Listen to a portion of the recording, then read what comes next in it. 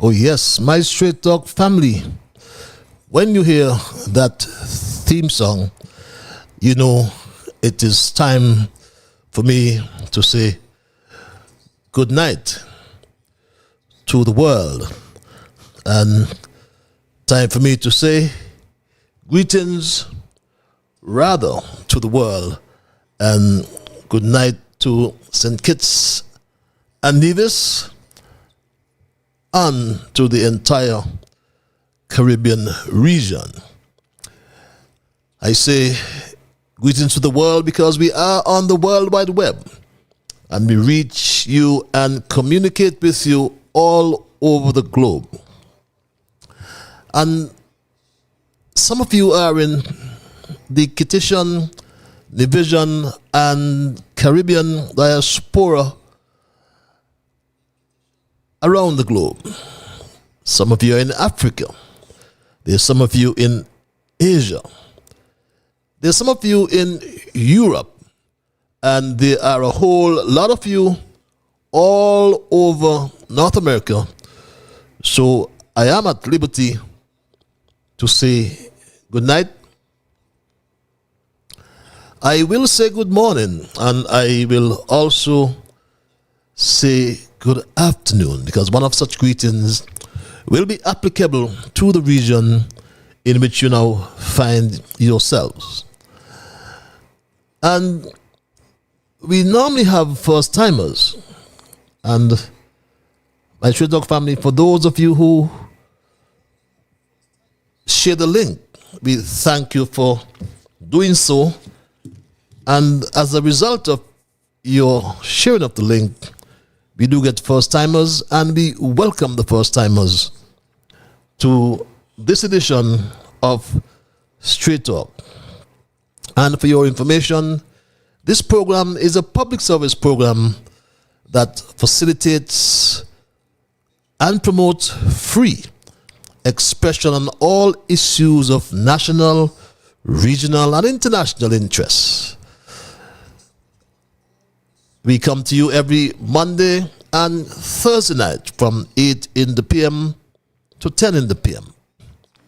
We touch issues that are legal, environmental, technological, social, and economic issues. And of course, we do never ever get away from discussing the political issues.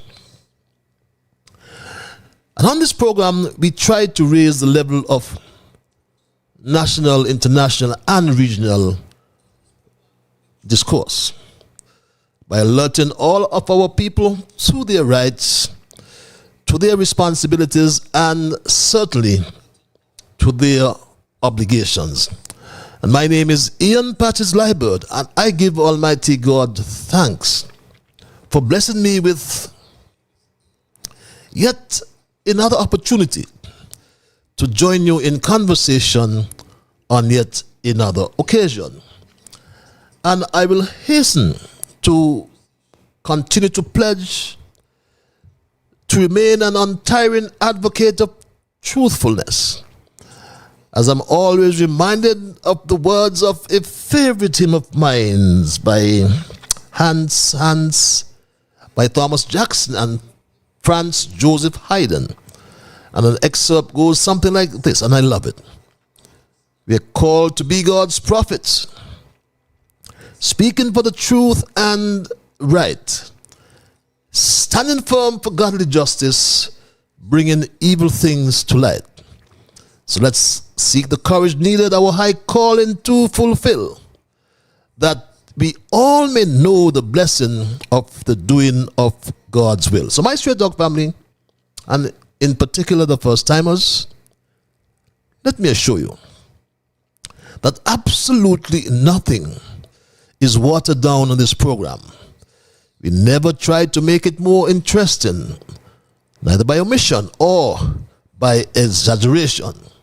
We are not about sensationalism or creating excitement, especially at the expense of accuracy, because we always try to lean on the facts, as it is my bounden duty to present the unvarnished truth, the plain truth, especially when it comes to governance, wherever we are, and in particular in St. Kitts and Nevis.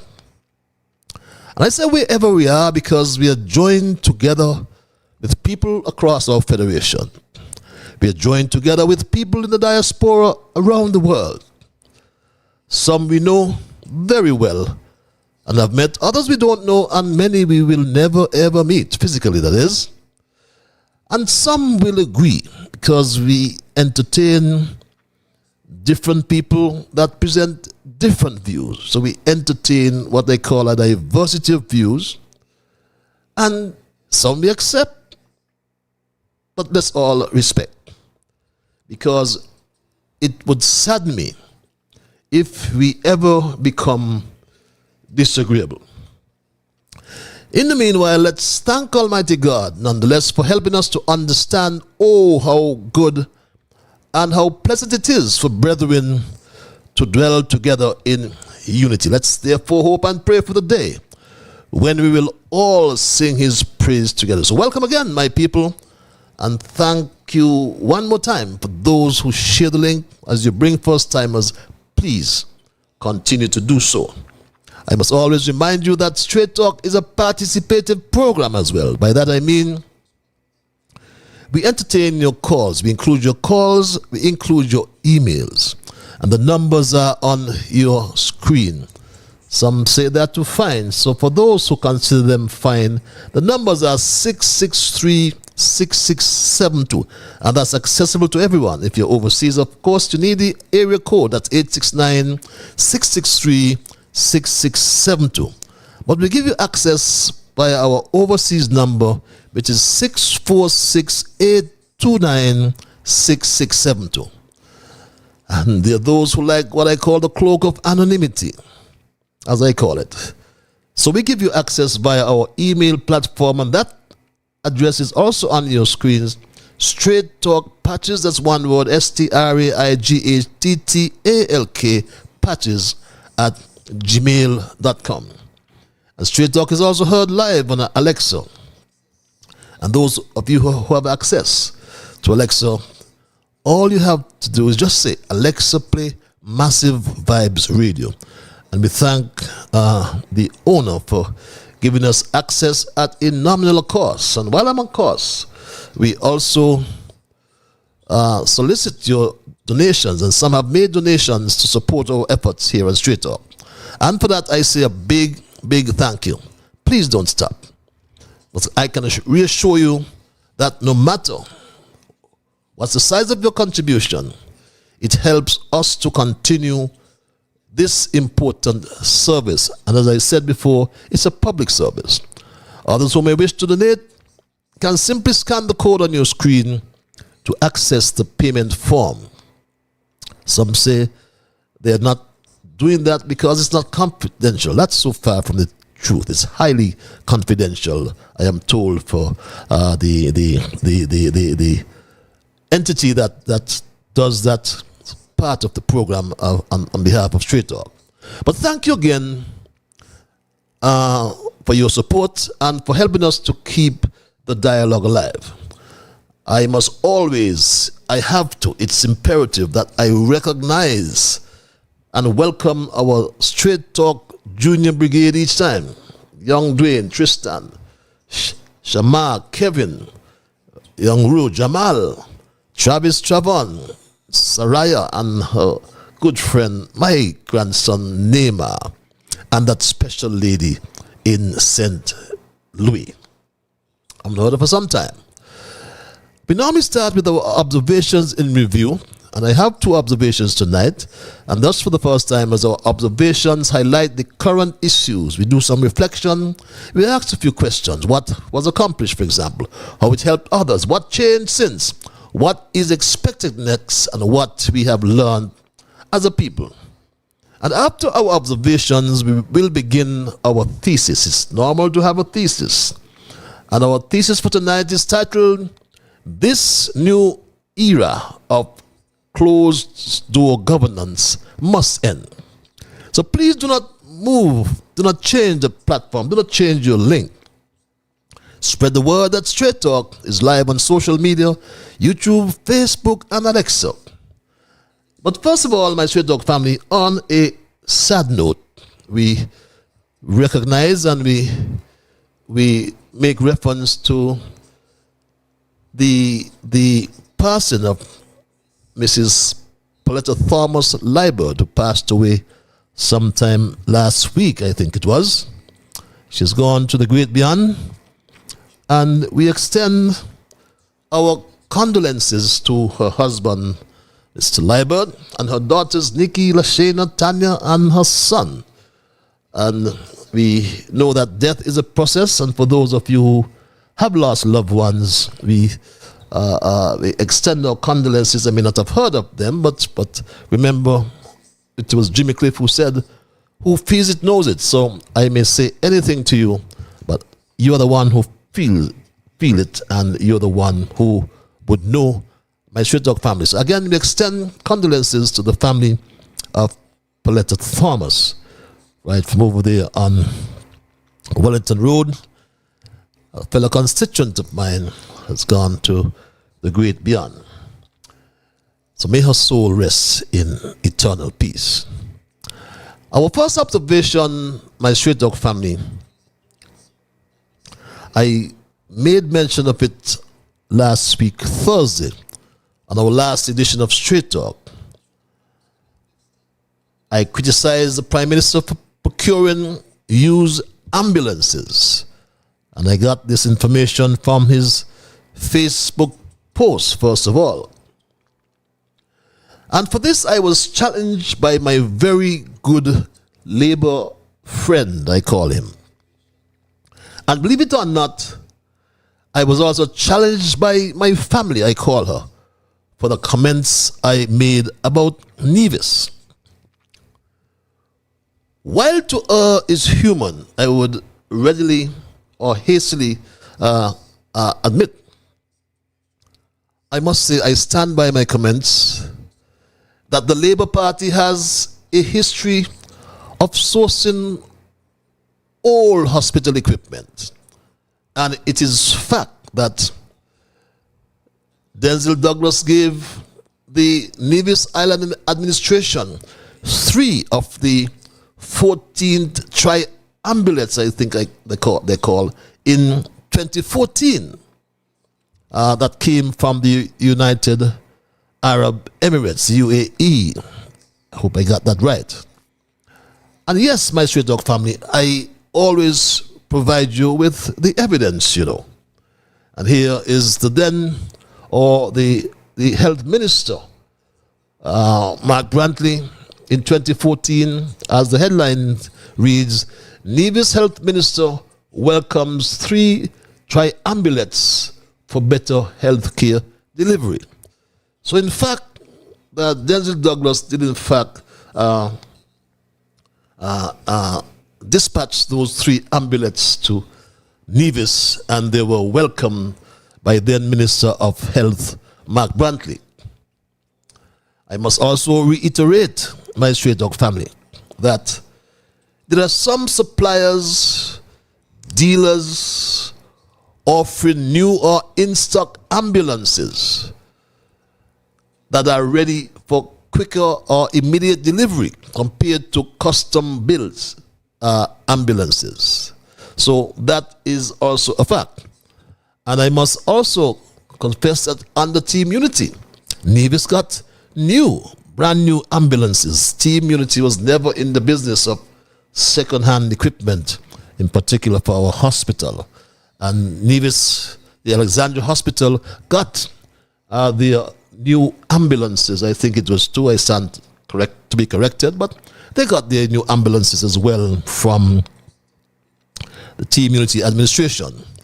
So, for those who challenge my comments, I understand how you feel, but respectfully, I stand by them. And our second observation, my Straight Talk family, relates to a very interesting application. There's a very interesting application made to the Eastern Caribbean High Court Judge Tamara Gill to vacate her order of the 24th of March 2025 and to set aside the notice of discontinuance in the case of MSR Media St. Kitts Nevis Limited and the Honorable Terence Michael Drew. Now, after an apparent attempt, or an apparent end, I should say, to the litigation of the judicial review claim, the SKNIS published this press release from the Attorney General, Garth Lucifer Wilkin. The SKNIS published this press release, and I dare say hastily. But if you read the content of the release, you will glean from same that it totally misrepresented what transpired in court, and one can only reconfirm that Attorney General Garth Lucifer Wilkin obviously has no scruples, and I say so respectfully. Garth Wilkin has no scruples. The Attorney General, it seems, my Straight Dog family, was so hungry for a win that he even penned this release in his office. He penned this release in his office. It came directly from his office. Yes, look at it clearly. From the Attorney General's office. Knowing fully well, my Straight Dog family, that the content of this release was so far from the truth, the Attorney General did not hesitate to consider the morality or propriety of the course of action that he took. He did not. The release made no mention of the commitment made by the government to pursue all those applicants who procured the citizenship of St. Kitts and Nevis for less than the lawful investment sum. And recall, my Straight Dog family, recall the notice that was sent by the Permanent Secretary in the Ministry of National Security, Fresh Face Blanchett.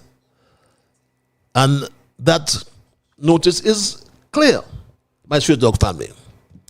The latter part of the notice reads again, my Straight Dog family, very clear, that passports will be revoked if it was, and I'm paraphrasing here, if it was ever found out that there was underpayment made by the applicants for this particular, particular application for the prison project, that is, my Straight Dog family. And some passports were in fact revoked, we understand. And it is quite clear, my Straight Dog family, as it says again, and it reads that if you are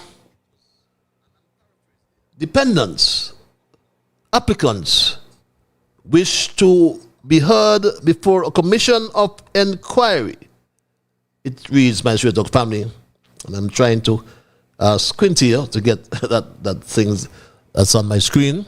Bear with me. But it goes on and in a nutshell tells us that passports will be revoked if they didn't make good in the difference that's owed to the government. And my Straight Dog family, this went out to 135 applicants, we understand.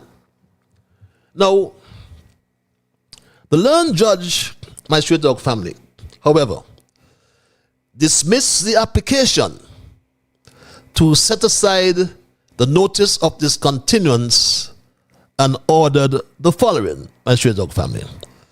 The learned judge ordered the following. Based on the foregoing, it reads, I make the following orders. The claimant's application is dismissed. The claimant shall present the court's order dated March 24, 2025, or before July the 30th, 2025, to be published by the learned registrar. And it speaks about costs. And she thanked counsel for participating. Now, my Straight Talk family, this is the court, believe it or not. This is the court that declared that the Attorney General committed a criminal offense. I repeat that. This is the same court that declared that the Attorney General Garth Lucifer Wilkin committed a criminal offense. That's in the court records. That can never be taken out the records. And that's not a good record for an Attorney General to have. But yet, my Straight Talk family, there is another stain, my Straight Talk family. Another stain, I call it, to the name of the disgraced Attorney General Garth Lucifer Wilkin. And it reads, and it's part again of the court record. Remember, I mentioned the release that he hastily published via the SKNIS. And it reads, my Straight Talk family, and I quote, here's the judge speaking. In my view, the press release is misleading. It gives the impression that on the morning of the trial, the claimant simply decided not to proceed and to discontinue the claim against the defendant being Terrence Michael Drew. The true picture, the judge continues, of the reason for the claimant's action was not reflected. In light of the commitment given by the defendant, to my mind, it continues, this was a serious omission from the press release. In effect, the government was claiming a victory in the proceedings instead of relaying the element of compromise that actually took place. And that's what the judge wrote, my Straight Talk family. Another blot to the name of Attorney General Garth Lucifer Wilkin. My Straight Talk family, the release was not just misleading. It was an attempt to manipulate the public narrative, to distort facts, and to conceal the truth. Let's call it what it is, a lie. A blatant lie, or at the very least, a blatant attempt to lie. The Attorney General Garth Lucifer Wilkin chose deception over transparency. In the process, he betrayed not just his, but he betrayed the people who entrusted him with the office. How can the system work, we ask, my Straight Talk family, when some people in the system, like Attorney General Garth Lucifer Wilkin, have no integrity? It is reliably rumored, for example, that the Prime Minister continues to sign applications for the prison project. And we ask the question, is it true that Terrence Michael Drew signed applications as late as June of this year, even though a letter went out to applicants who flouted the law? And I posted that letter earlier. What is happening in our country is sad, my people. And that is all I can say at this point. And those are my observations in review for tonight. And I move right into my thesis. But what continues to transpire under this administration, as I said, it is sad. As I mentioned earlier, my thesis I have titled tonight, "This New Era of Closed-Door Governance Must End." My Straight Talk family, I have come before you tonight not as a politician seeking applause, but I have come to speak with you as a concerned citizen standing up for truth, for justice, and for the soul of our democracy. A few years ago, 3 years to be exact, and a few days, a new leader named Terence Michael Drew emerged and promised us an era of good governance, transparency, and integrity. Terence Michael Drew tried to convince us from the onset that his administration would be guided by the principles of good governance, transparency, and integrity. Remember, very early he said this and he promised this to us, my Straight Talk family. Governed by the principles of good governance, transparency, integrity that we have fought so hard for over the last 2 years. That's what he promised us, my Straight Talk family. But what we have gotten instead is something deeply troubling. A new era of closed-door governance cloaked in secret. Let us be honest with ourselves. Corruption is not just an abstract fear in St. Kitts and Nevis. It is a festering reality, quietly nurtured behind sealed doors and whispered agreements. Corruption is the dark underbelly of our political system, and it thrives when no one is watching and when no one is speaking out. Well, tonight, we are going to speak out. And I invite you all to speak out with me. In 2015, recall our nation embraced unity. And unity was not just a political slogan, but a genuine hope for a better kind of governance. We all hope for accountability. We all hope for transparency. We all hope for a government that would consult with the people and not conspire behind our backs. But that dream collapsed under the weight of inflated egos and broken promises. The implosion was unavoidable, inevitable, as some would say. Remember this, my good people? How many of us remember this? My brothers and sisters, let me be clear. One hand cannot clap, and PAM and CCM cannot by themselves save Team Unity as currently configured if the PLP and its leadership has no interest in resolving the issues that confront us.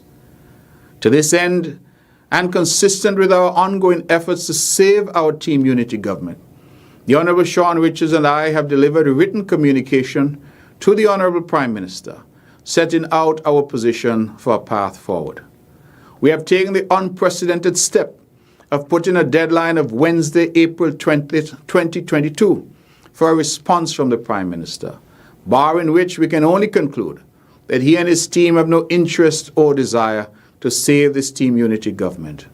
We shall therefore know by Wednesday whether we can achieve resolution or whether we face dissolution.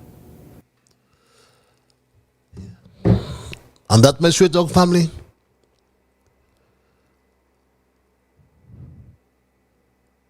caused the collapse.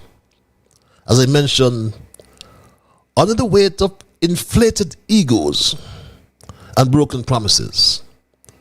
And what happened? the latter prevailed, dissolution. And so the country went to the polls in 2022 amid great uncertainty. Following elections, a new leadership took the helm, promising light, but delivering only a deeper and more dangerous darkness. Now we find ourselves living under a government that governs without the governed, where accountability is considered optional, where consultation is seen as a nuisance, where the people, you and I, are treated not as the foundation of democracy, but as obstacles to it. Yes, obstacles to democracy. Take, for example, my Straight Dog family, the $600 million housing project that was awarded to East Coast Housing Development, a project that was supposed to provide 2,400 homes to families across our federation. Today,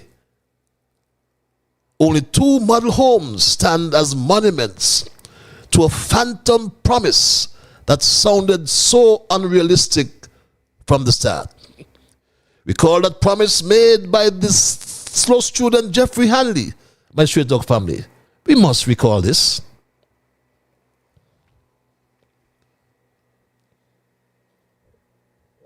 Good day, citizens and residents.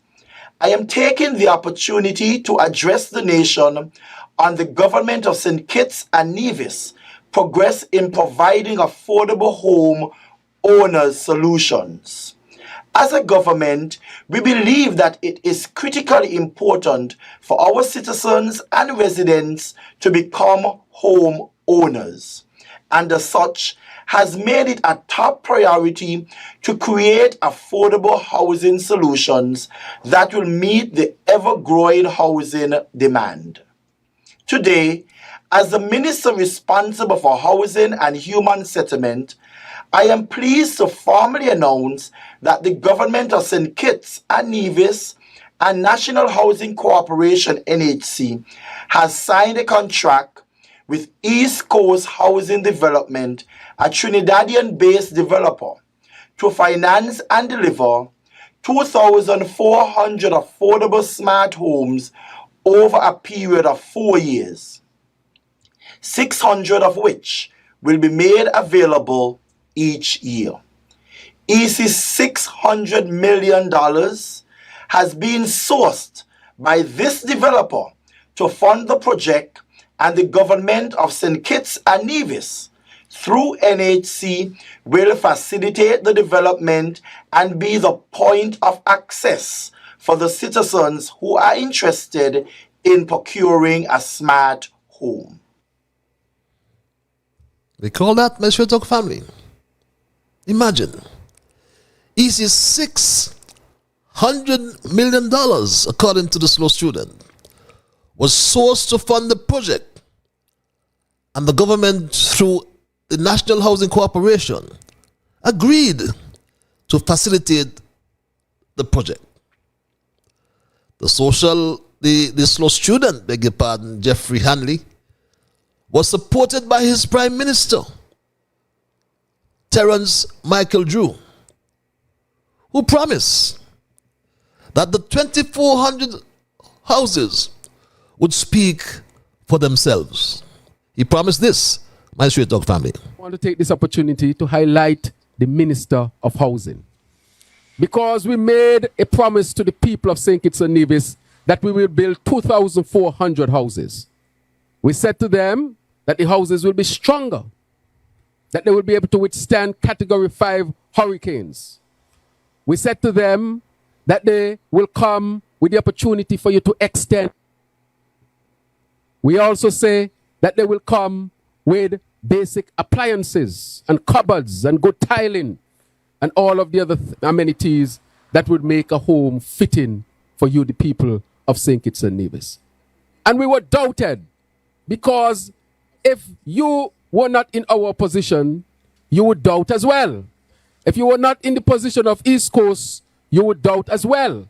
So those of us on the inside, even though the storm was raging on the outside, the storms of doubt and the storm of talking innuendos and the accusations that this is not possible, we did not respond in kind. We said that at the right time, the program and the houses will speak for themselves. When will that time come, my Straight Talk family?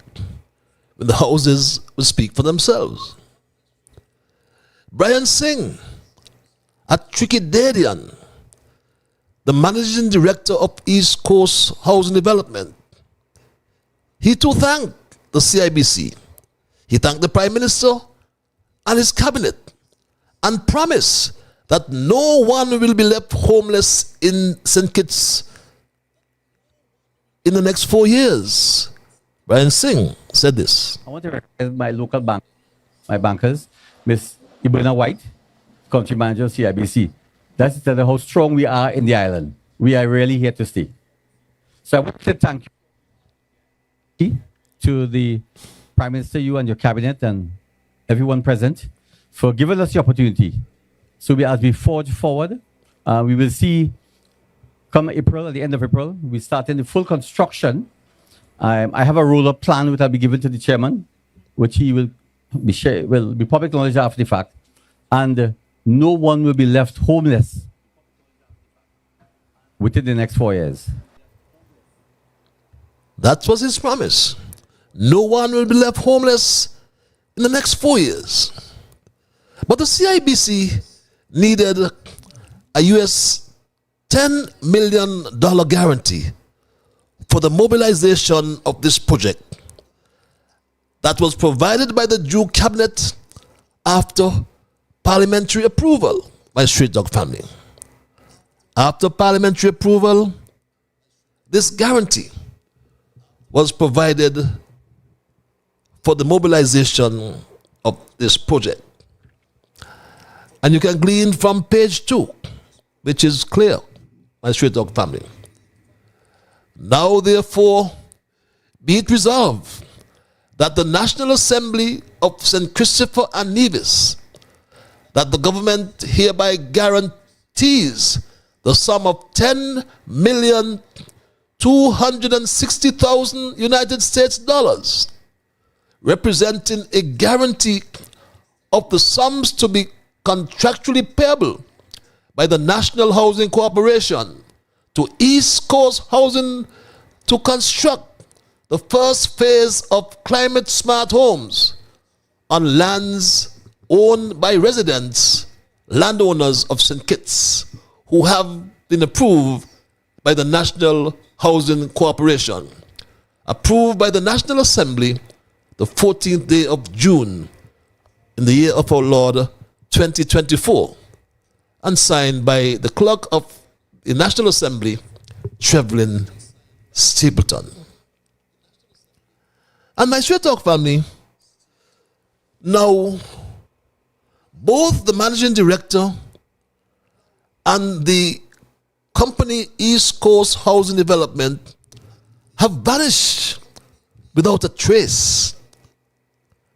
The office, my Straight Talk family, is closed. Over there on the Frigate Bay Road, that office is closed. I thought I had the evidence. Yes, I'll find it. That office is closed, my Straight Talk family, and has not been open for some time. My Straight Talk family has not been open for some time. The locks are on the gates, my Straight Talk family. And that office, as I said, it is closed to the public. There's nobody there. We tried to get an audience, and every day we've been there, the last 3 months, I can report that the office is under lock and key. my Straight Talk family. So we ask the question, where is Brian Singh? Where is Brian Singh? Terence Michael Drew. Where is Brian Singh? The slow student Jeffrey Hanley. Where is Brian Singh? NAC chairman Mr. White. But the Minister of Housing, my Straight Talk family, tells us not to worry, as the matter is with the Attorney General, Garth Lucifer Wilkin. That's what he told us, my Straight Talk family. He told us not to worry, the matter is with Garth Lucifer Wilkin. He told us this. As you know, as a country, we engage the East Coast Housing Development in assisting us in delivering some homes. Unfortunately, the 600 homes that we were anticipating, with all of the challenges that we might have been experiencing, not us so much as a government, but the investor, that has caused some delays. These matters are being worked on, and what I said to the Federation is that based on the contractual arrangement that we would have signed, the AG office, of course, is working on ensuring that the government's interest, which it is protected. But because of the delay, we have not lost any money as a government. Did we hear him right, my Straight Talk family? The slow student advised us or informed us that the Attorney General is working to ensure that the government's interest is protected. The slow student says the government has not lost any money. But the Attorney General is silent. But remember that very early the Attorney General protected East Coast Housing Development and not the people of St. Kitts and by extension Nevis. The terms of the contract, for example, he said, could not be released because there was something called a trade secret, my Straight Talk family. Have you ever heard such nonsense? The terms of the contract could not be released, according to the Attorney General, because of some trade secret. He said this. There are certain parts of a contract that involve commercial aspects, trade secrets that you cannot release, even if it's a contract with the government. And that is why the Freedom of Information Act had certain aspects that could not be revealed by way of an application under the Act. And one of them is commercial trade secrets. And there's a reason for this, because this company might have competitors. And the competitors might be able to get an unfair advantage. It's not about hiding anything. But certain things that the public, by way of an application on the Freedom of Information Act, cannot have access to. Bluntly, he said the public can have no access to the information as per the contract with the NHC. But lo and behold, my Straight Talk family, about 2 weeks ago, we heard an unsolicited comment from the slow student Jeffrey Hanley, who told the country this, my Straight Talk family. Not spend a cent to East Coast. We did not spend 1 cent to East Coast. I must bring that to our attention. We did not spend a cent to East Coast. We did not spend 1 cent to East Coast. I must bring that to our attention. Isn't that confusing, my Straight Talk family? We did not spend 1 cent to East Coast. What the slow student meant to tell us, we don't know. So convoluted, so confusing. But think about it, my people. Take a time and think about this. If the bank holds a government guarantee and East Coast Housing Development defaults, does not pay then who will pay that bill? I ask the question again. Think for yourselves. If you guarantee a student loan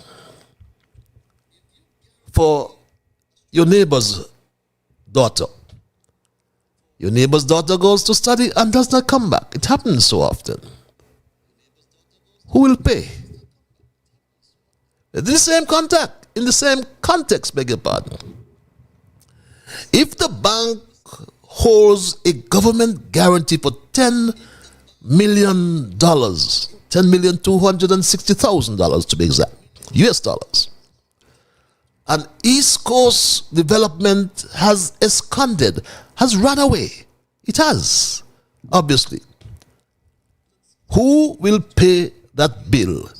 The money is advanced to East Coast Housing Development. It's obvious. The people of this country, you and I, will pay that bill. And what the Attorney General, who should be ensuring our laws are upheld, what about the Attorney General?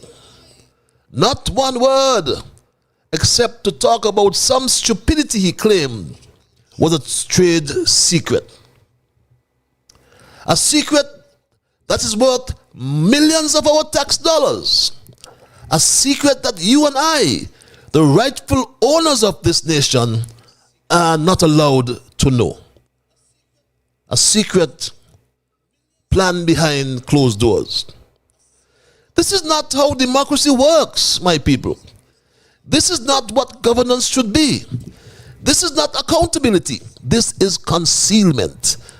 They're hiding. They're concealing things. But let us look at the broader picture. There are major national projects that continue to be announced. The expansion of the Robert Llewellyn Bradshaw Airport. We heard that it's going to be, the operations will be privatized. It's being done under a public benefit option, my Straight Dog family. And information is being hidden, my Straight Dog family. The Robert Llewellyn Bradshaw International Airport expansion focuses, it says, on the Robert Llewellyn Bradshaw International Airport expansion to increase air traffic capacity and enhance tourism infrastructure. And the appointed public benefit or public benefactor, I should say, in this project is CIDC Capital. And my Straight Dog family, we know, we have confirmed that some 3,000 shares have been approved on this airport expansion project.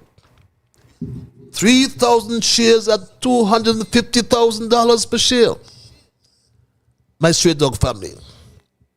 That's $750 million for an airport expansion project that would cost $150 million.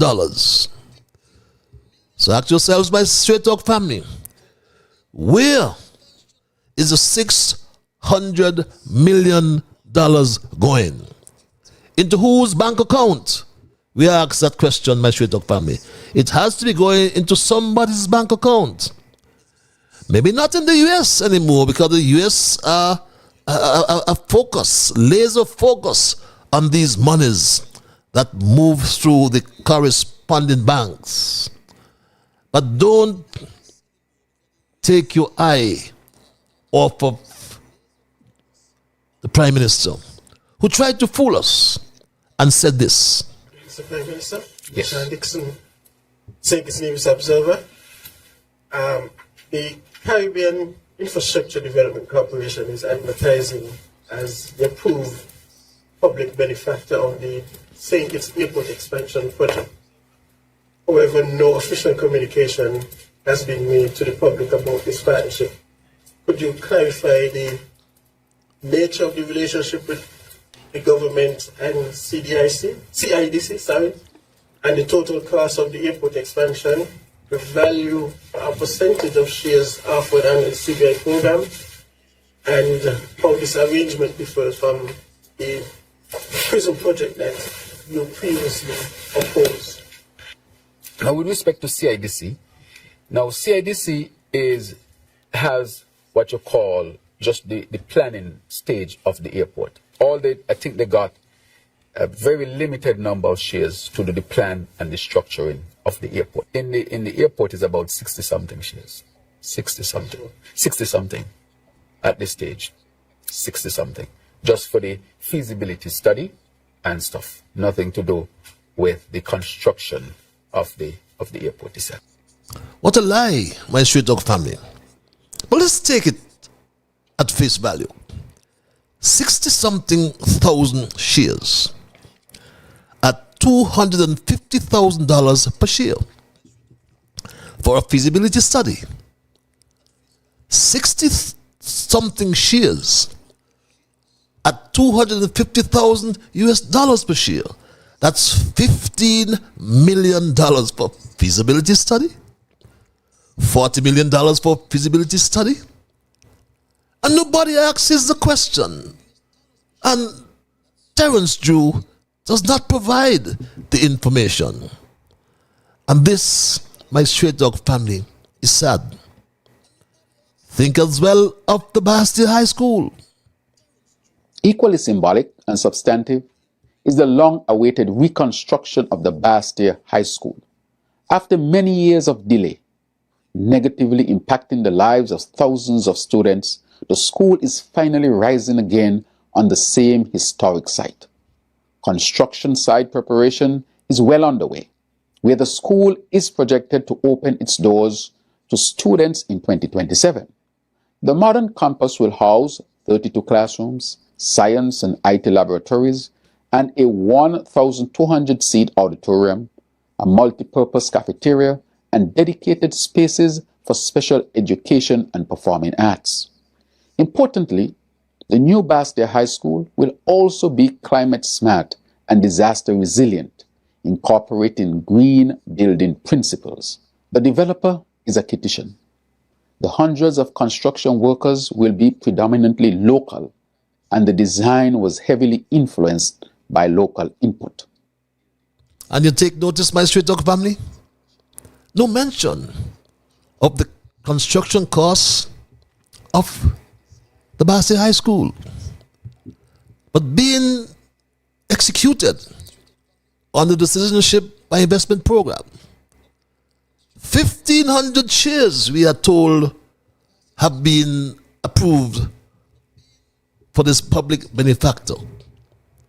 You understand that the school's construction cost is $100 million. That again, my Straight Dog family, that again derives the question, where is the money going? The IZ reported this recently, my Straight Dog family.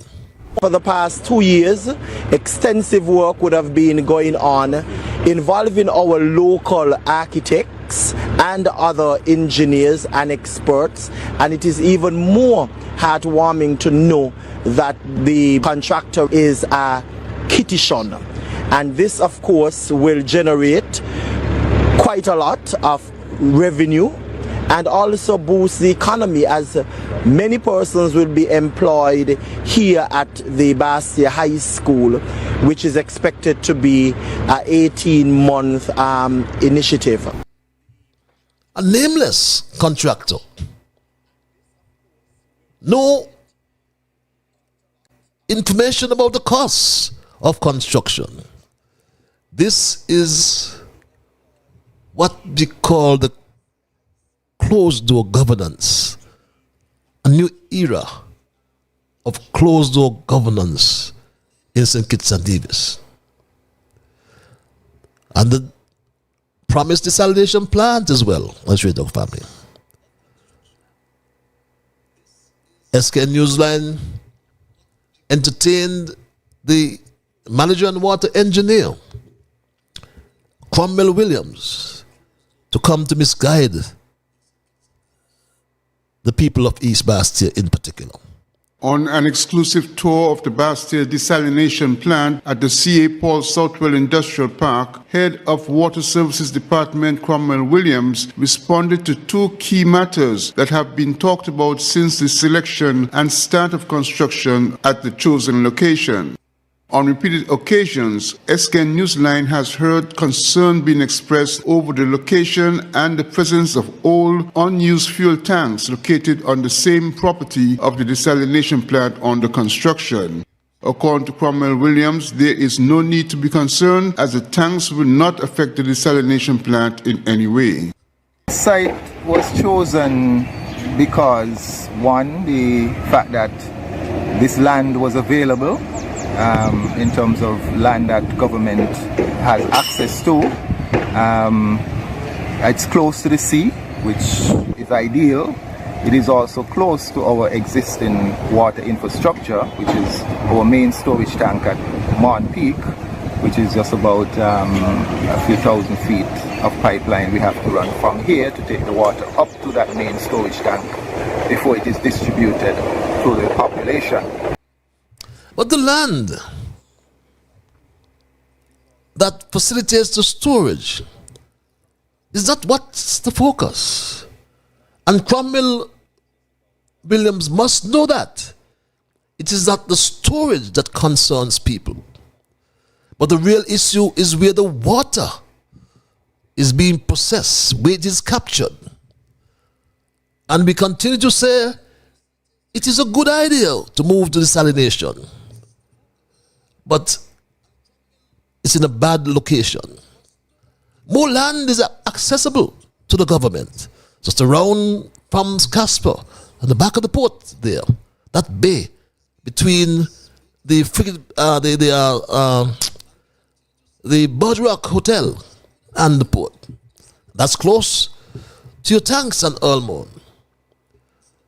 But they don't care whether they'll poison the people in East Bastia, as the people in Keon do get their itching from that water. But all these projects are rolled out under the citizenship by investment public benefit option. Yet no construction costs are disclosed. The number of shares are not made public. No transparency provided. Why? Because this government has weaponized secrecy. They use the CBI program to circumvent the Procurement and Administration Act, robbing the people of their right to know how public funds are being spent. These are not private deals. These are public assets funded by our contributions, our resources, our future, my Straight Talk family. And let me say this clearly. The people of St. Kitts and Nevis have been stripped of their right to be informed. They have been stripped of their right to be heard. They have been stripped of their right to be respected. This closed-door governance must end. And it will only end when we, the people, decide that we will no longer be silent. That we will no longer accept secrecy as standard. That, my Straight Talk family, we will demand accountability. Not just at the ballot box, but we will demand accountability every single day. We must therefore ask the SLO student Jeffrey Hanley and the NHC chairman Sherwin White, where is the money? Did Brian Singh offer you an ATM card that cannot be traced? We asked Dr. Drew, where is the money? You said 60 shares or 60-something shares, to use your words, were approved for the feasibility study of the Robert Llewellyn Bradshaw Airport expansion. What a big lie. Because as I said, it is reliably rumored that 3,000 shares were approved for this $1 $150 million airport expansion project. Who is benefiting from these excess millions of dollars? Are we going to move these millions to Africa? Now the US banks have you under constant scrutiny? Why are the people left in the dark? The government, like all governments, must be reminded that they serve at the pleasure of the people.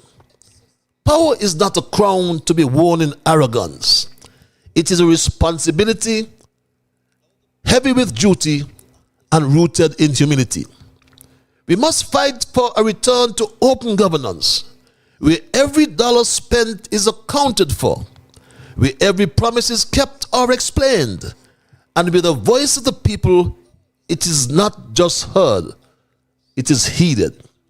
So tonight, I call on Kititians and Nevisions, whether you wear blue, red, green, yellow, orange, or nothing at all.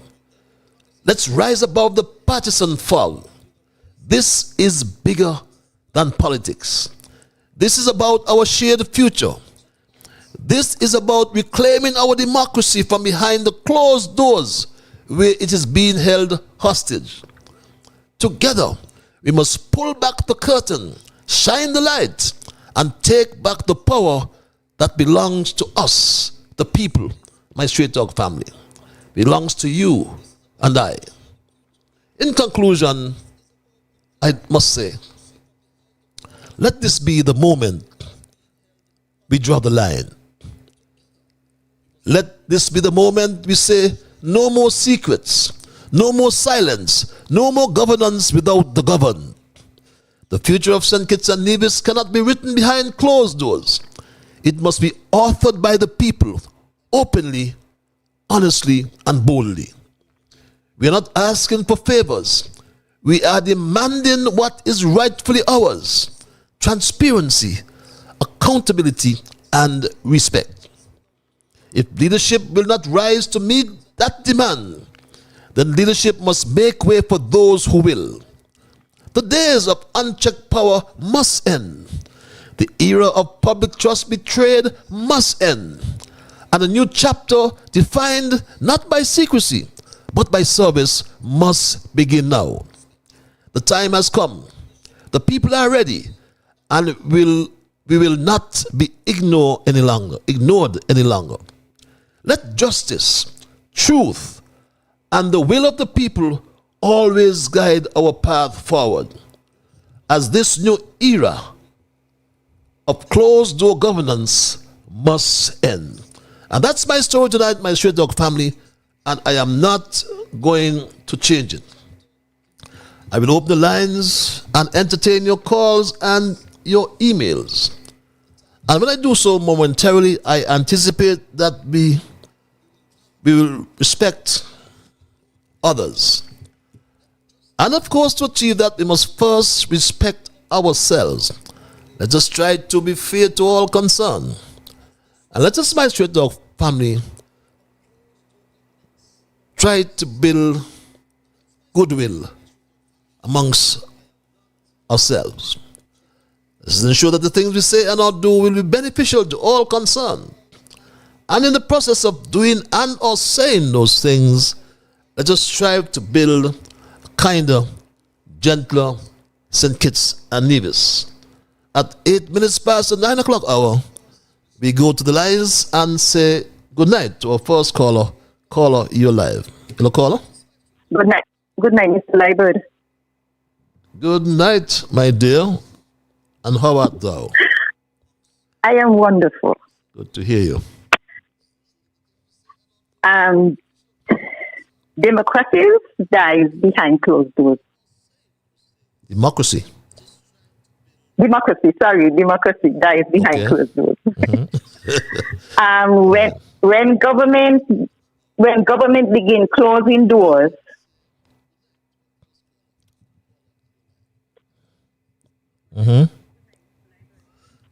begins closing doors, it selectively controls information. selectively controls information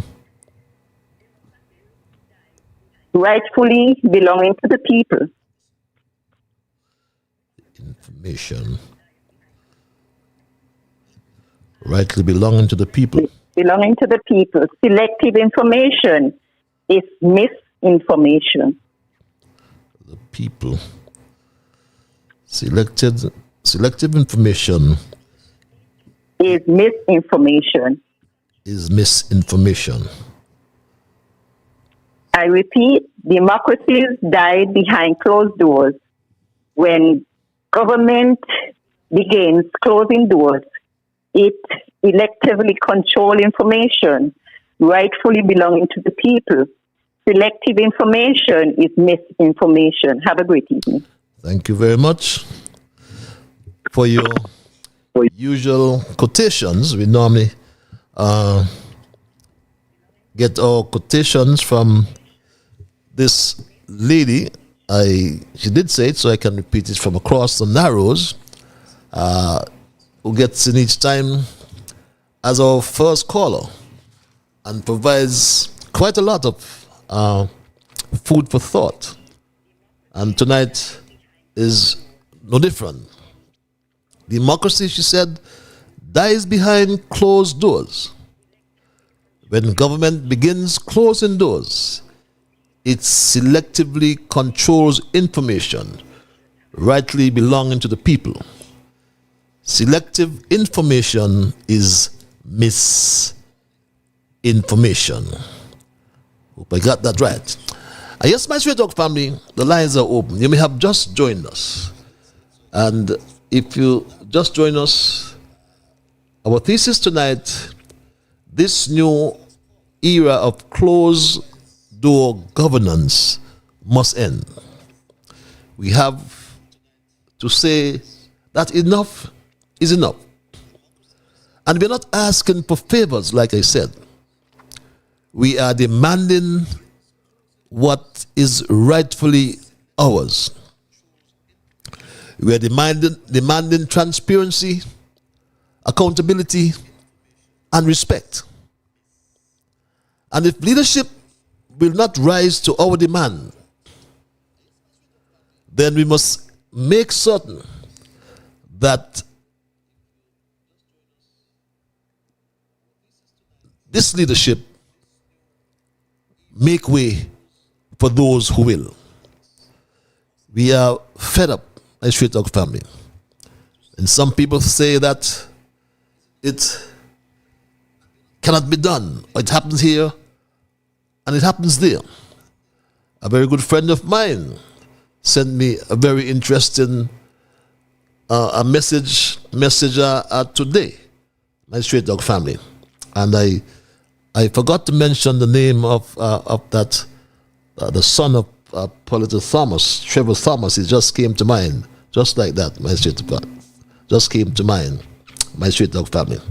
And as I was saying, a friend of mine sent me this message today I found very interesting. He said, the era is never ending. It does not matter which cult is in office. That's my perspective, and I'm not going to change it. A very serious perspective, I thought, coming from a friend of mine who shall be nameless. Caller, you are live. Hello, caller. Mr. Straight Talk. Mr. Straight Talk, how are you? Abracadabra. Abracadabra. Recognize that voice. Haven't heard this voice for some time. Yes. How are you, brother? Remember the first time there something went wrong and I couldn't pick you up, so I leave it. And the last Monday you was off, so we was all off together. Okay. So I leave you alone. But the quotation tonight is something else. Closed democracy about closed doors. And that's all Democrats think about democracy. They don't think about helping people. Anyway, that's my thing for now. I come in right back. Let me just say good night to my wonderful people across the Narrows there in St. Kitts. Good evening, Mrs. Lyda. How are you? And my wonderful niece in St. Louis. Texas Queen and my wonderful sister there there in Lodge. Joan, how are you doing, man? And Ellis, my brother Alvin and Adam. And good night to a wonderful cousin over here in Carolina, Arvian. And to my wonderful niece there in Sadlers, there, Abigail. Mr. Straight Up, what's going to happen with those two houses that these people build? Well, they've already built, already done. Are you getting one? Me getting one. Who getting one? No, they were built. They were handed over, to other two persons. They were built on their land, is my understanding. And wait. Just for the politics. Just for the tally books. What you said, there was two houses was built on somebody's land? Yes, one in Taylor's and one in Connery. And they were handed over free of charge. But if they were built on somebody else's land, how could there be exhibition houses? So who going to see them? Well, this doesn't sound right. No, Mr. Straight, that is either you fax machine is wrong or mine is wrong. But if I build something on my land to show an example, how, babe, you going to come to see it? I'm going to charge you to come and see it. Well, yeah, but that's just the politics of it, Mr. Straight. That's something now, right? Well, everything is wrong with this administration. Well, we can't do everything is wrong. You see, when you start wrong, you're going to end wrong now. So I already tell you, what smart house, what's so smart about the house? We are so smart with our own self, plus we going into a smart house. What going to make it smart? They go, Pat Clark going to cook for themselves? I just listened to him there tonight saying toils and cabinet. So which means they was going to build a house without toils and cabinet. Well, you hear what he says? No, he said they're going to include in toils and cabinet. Yes. So which means that they were going to build a house without toils and cabinet. Because you're going to build a house, you must put in toils and cabinet. Of course. So you don't need to say you're going to put them in it, that it comes with all of that. Can you imagine you have a house and no cabinets inside there where you put everything? I think you're probably talking about Africa. Mr. Strater, ditto. That's all I can say to you, ditto. Understand? I think I bang my mouth enough and I'm going to leave it there as that. I'm just going to say, my brother, you're doing a wonderful job. Keep doing what you're doing. The people depend on you for the information. And my court lady, we're going to see each other now. We're going to see each other, man. We're going to get to know each other and we're going to laugh about your job that you're doing. Mr. Stratak, I think I give you enough for tonight. I'm going to say goodbye for now. Take care of yourself. Till I see you. When I see you, be good. All dreams still holding.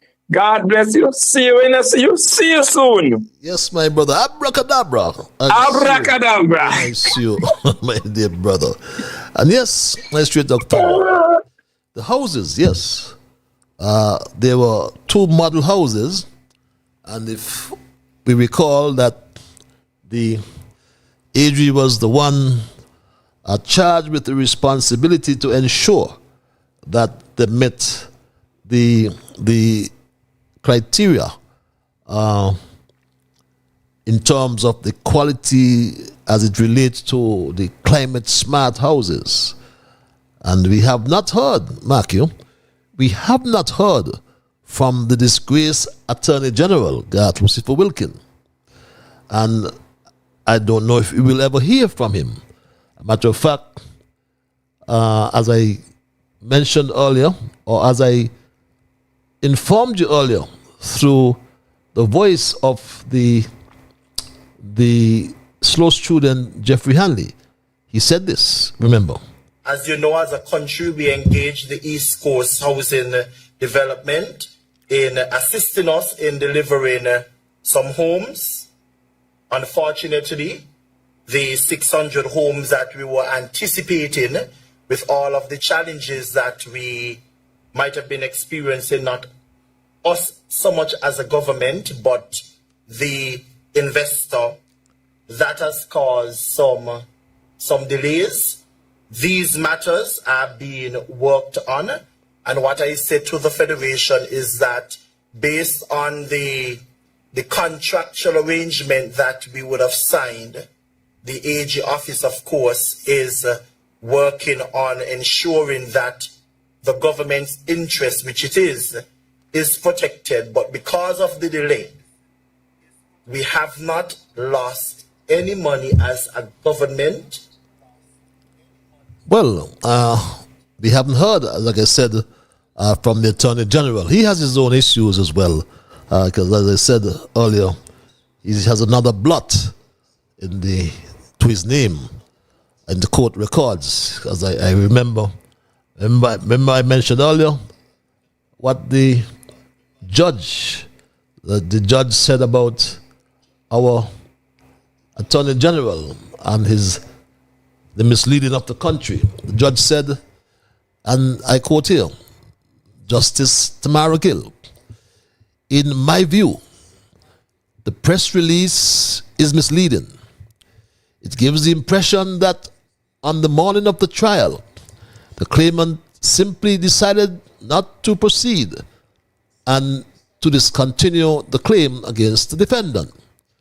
The true picture of the reason for the claimant's action was not reflected. That is, in light of the commitment given by the defendant, to my mind, this was a serious omission, beg your pardon, from the press release.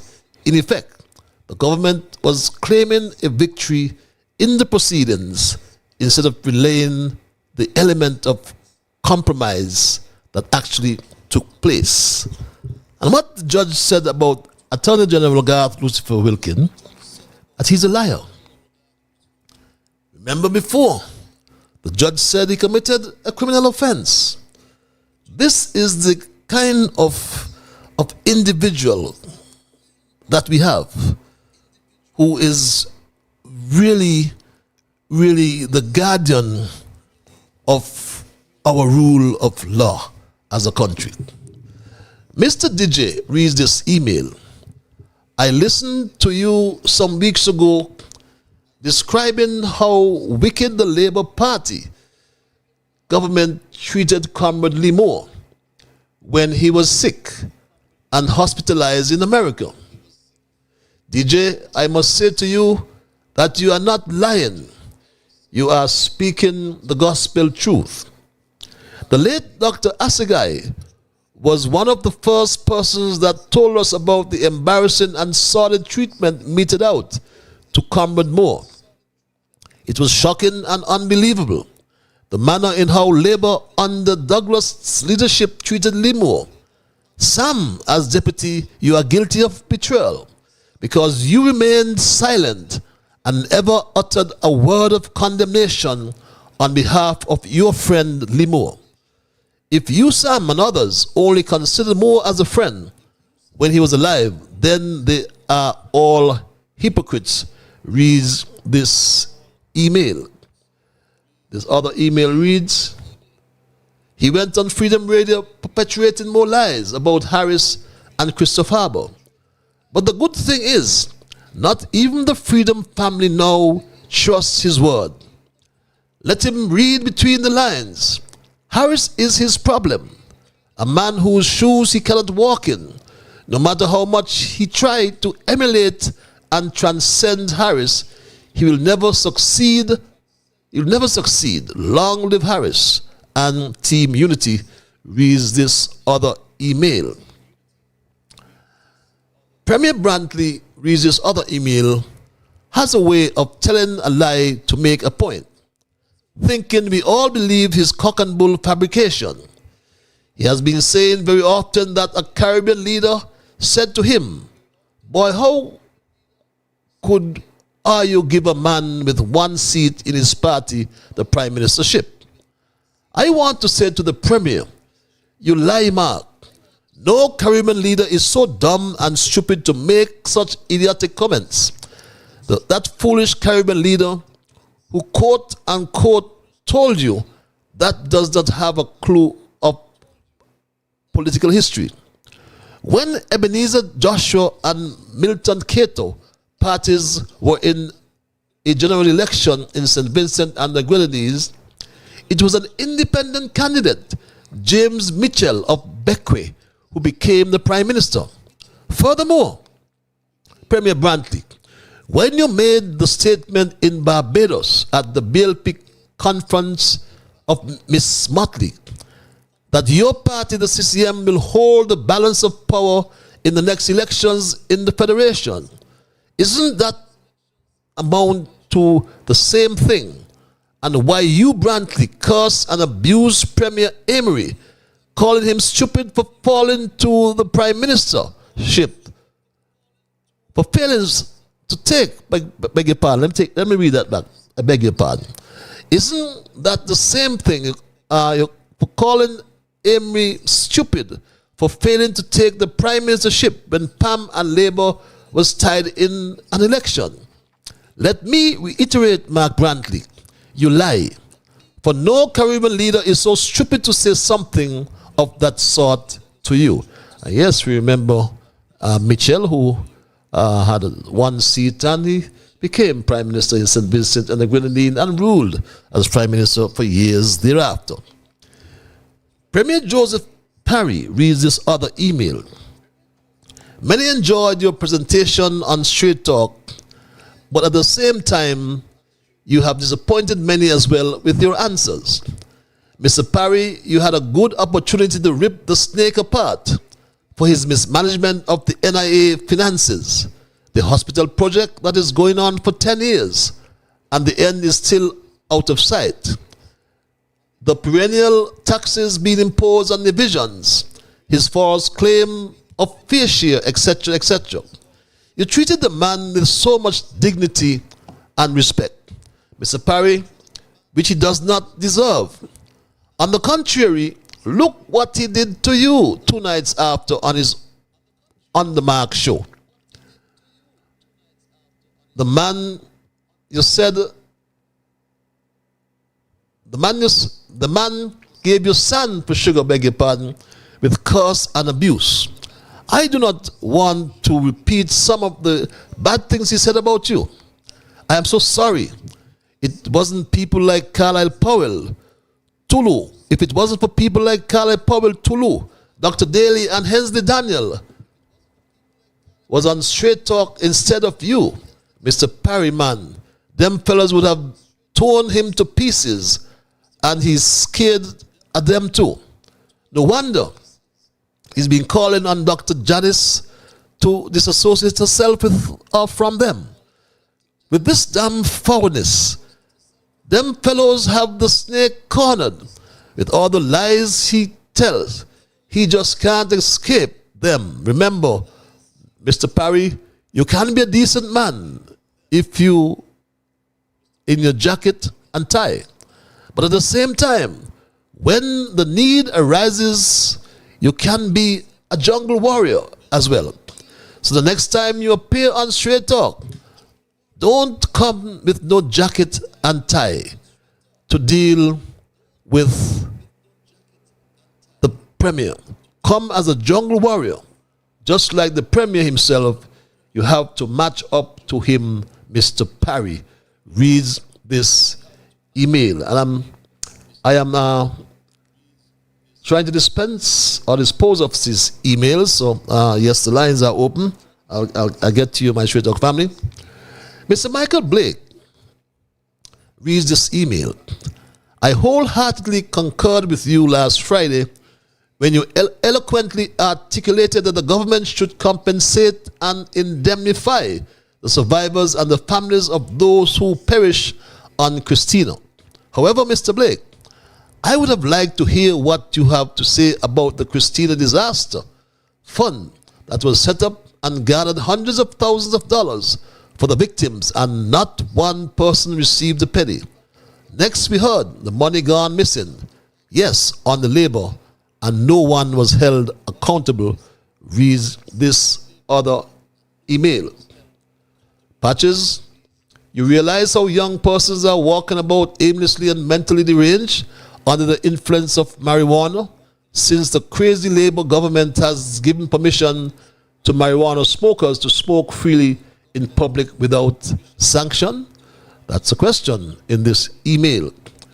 And this other email reads, Mr. Brantley, today was a good time for you and the other 2 CCM members in the House to raise the issue of a Coast Guard for Nevis based on what happened last week with the two fishermen from over Bath that almost lost their lives at sea.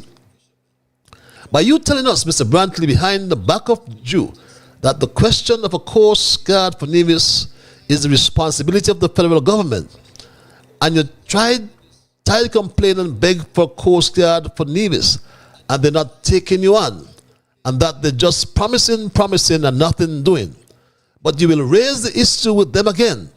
Well, why you did not raise, beg your pardon, it in the House today, so we could believe the truth of what you are saying behind Dr. Drew's back? In the absence of that, I think you lie. You don't care one thing about us in Nevis, and you only want our Bath people for their vote with your sweet, convinced mouth, but for sure this time, not this time, reads this other email. And thanks for your understanding. I dispense of those emails, and it's now 9:30, right to the bottom of the hour, my Straight Talk family. And in the event you have just joined me, we are looking at our thesis for tonight. This new era of closed-door governance must come to an end.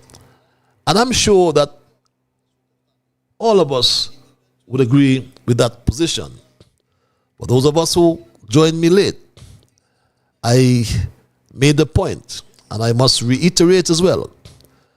I come before you each night, not as a politician seeking applause, but I come as usual to speak with you as a concerned citizen, standing up for truth, justice, and for the soul of our democracy.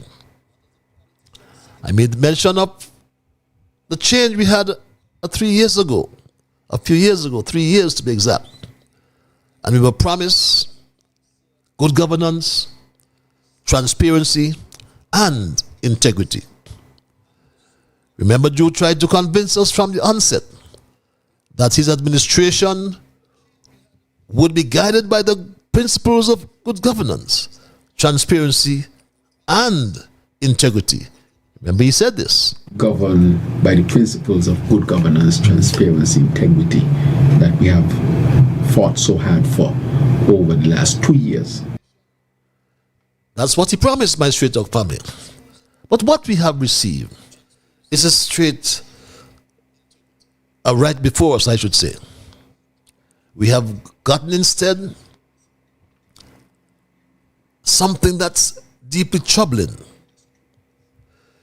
We have gotten a new era of closed-door governance, cloaked in secrecy, cloaked as a secret. And if we be honest with ourselves, corruption is rampant in this country. Corruption is not just an abstract fear in St. Kitts Nevis. It is a festering reality, my Straight Talk family. It's being quietly nurtured behind sealed doors and whispering agreements. But let's go to the lines, and I'll get back to you on that, my Straight Talk family, and say good night to this caller. Thank you for holding, caller. You're live. Mr. Patrick, good night. Good night, sir. And how are you? I am peaceful. It is the Bible man. I recognize the voice. How art the Bible? Beg pardon? Patrick, number 1. Psalms 107. Oh, give thanks unto the Lord for his good. His mercies endureth. For his mercy endureth forever. Yes. And say, let the redeemed of the Lord say so. Who you had redeemed from the hands of the enemy. And it is, yes, brother. listen here. Listen here. And I'm going to read you a passage of scripture and I'm going to leave it with you. And want the whole world listen to this here. The whole world. I am not reading to nobody else, the whole world. Yes. The whole world hear the Bible man. Yeah, the world is listening, Bible man. Yeah, listen. Ecclesiastes chapter 5, verse 15. Which Bible verse is that? 15. Which book? As he come forth out of his mother's womb, naked shall he return,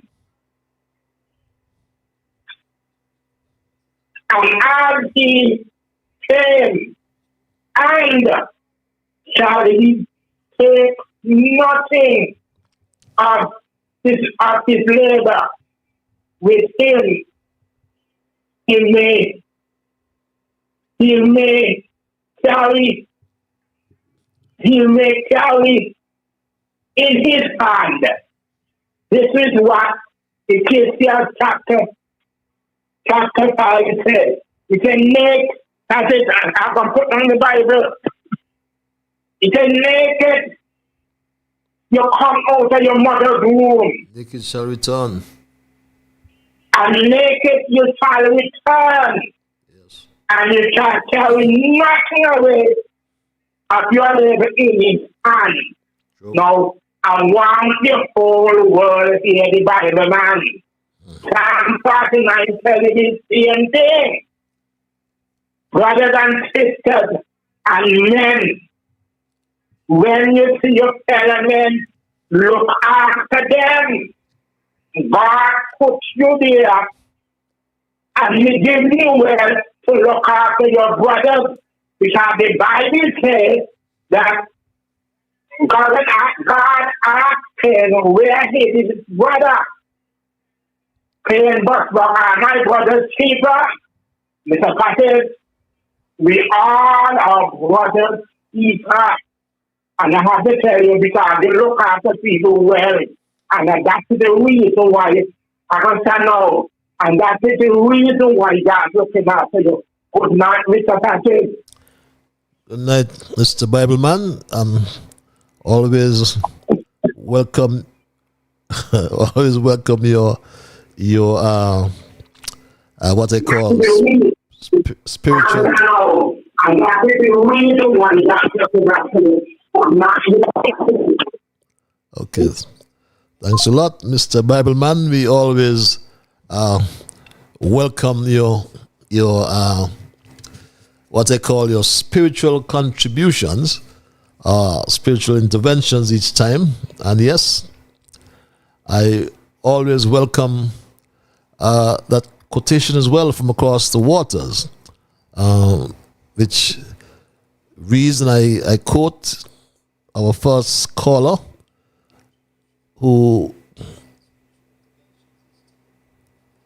volunteered this quotation, which goes like this: democracy dies behind closed doors, and when government begins closing doors, it selectively controls information rightly belonging to the people. Selective information is misinformation. At 9:37, 23 before 10, we go straight back to the lines and say good night to this caller. Caller, you're live. Hello, caller. Good evening, Mr. Liban. How are you? I am peaceful. And yourself? Hello. Yes, good evening. I am peaceful. Good evening. Yes. Oh, okay. Speaking to you, don't have to. Yes. I can never miss. Give me my name, but speaking to you. Kali Kwan's aunt. How are you this evening? I am peaceful. What about yourself? You get in touch with my brother? Not up to now, my dear. And he get in touch with you? He has not. I don't know. He has not contacted me. I awaited his call, and he has not contacted me. I know him very well, you know. We know each other, so I don't know why. Unless he doesn't want to talk publicly, but I will respect whatever he tells me, you know. I don't know, but I spoke to him and I tell him about the matter. I said, Mr. Lloyd, trying to get you, and you say you were going to a meeting. So I want to get in touch with him. Yeah. I'm going to have to shout him again in the morning. God's willing, I'm going to have to shout him again. Okay, please because do. Mr. Lloyd, please do.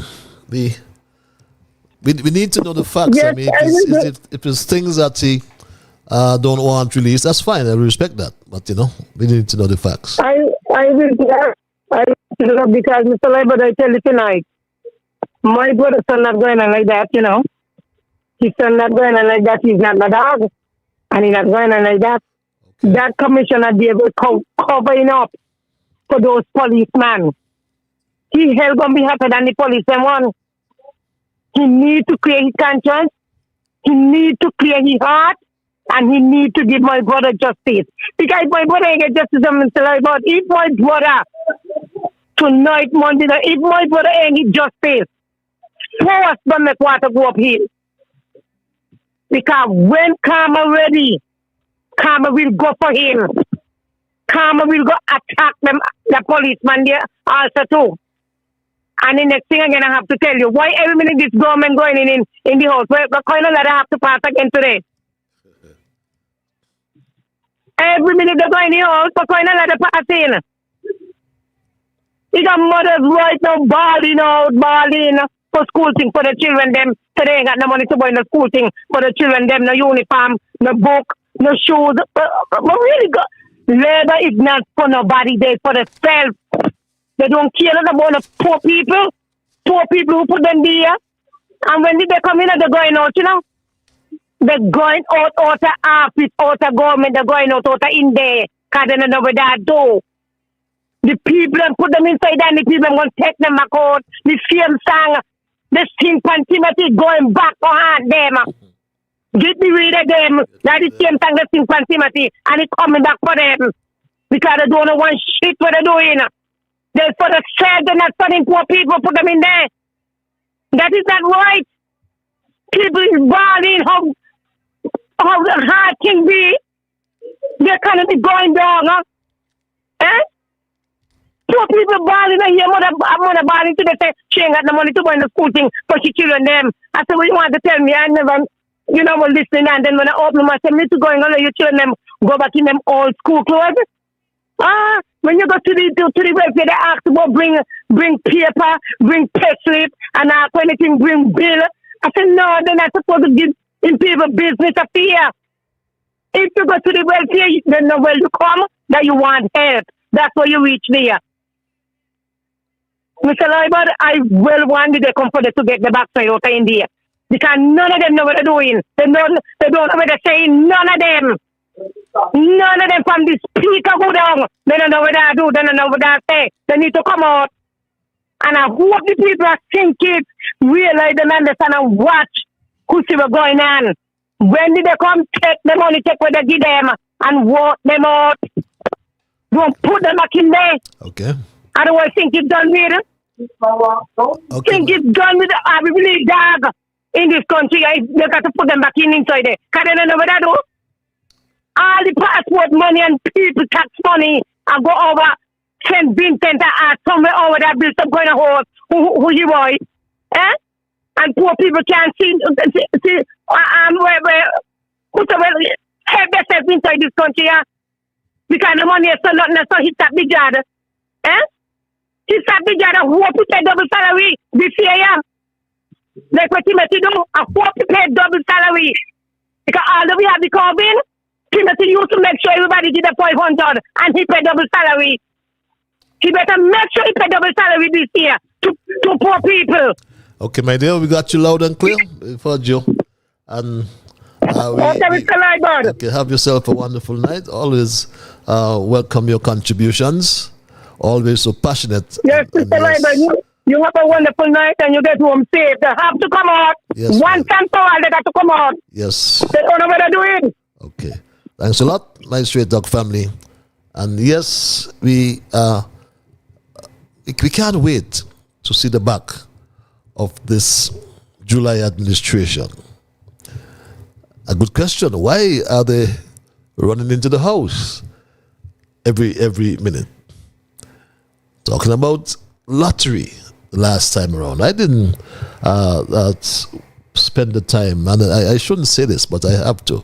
I couldn't spend the time to listen today because the issues are not being addressed. The kitchen table issues, as some people call it, the bread and butter issues, are not being addressed by this government. Food, we talk about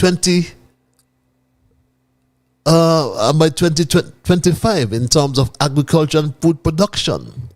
And farmers, their crops are rotting in the fields.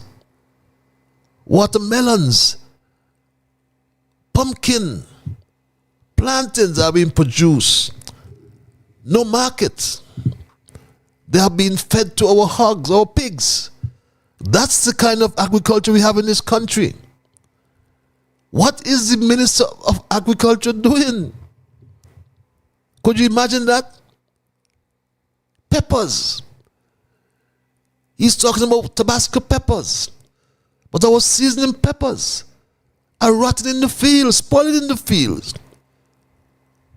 Can't we make some byproduct from some juices from watermelon instead of feeding it to pigs? Can we have a nice pumpkin drink, can we? What can we do with the pumpkins? My Straight Talk family, we are on the wrong track. And we have a leader who is clueless. Leading up to the 2015 general elections, reads this email. The Labour Party under Douglas brought the opposition leader from Dominica, a man called Lennox Linton, to campaign for him on Freedom Radio. Linton made a fool of himself with his morning program, Good Morning St. Kitts Nevis. Could you imagine that he, as the opposition in Dominica, campaigned in St. Kitts to keep the Labour Party in power, but at the same time campaigning in Dominica to remove Prime Minister Kerrit's Labour government? What a conundrum with this crazy man. As I recall, the late journalist Ken Richards, a fellow Dominican, berated him for such a foolish phenomenon he was undertaking. Well, school children said Douglas had promised him campaign funds, which he never got.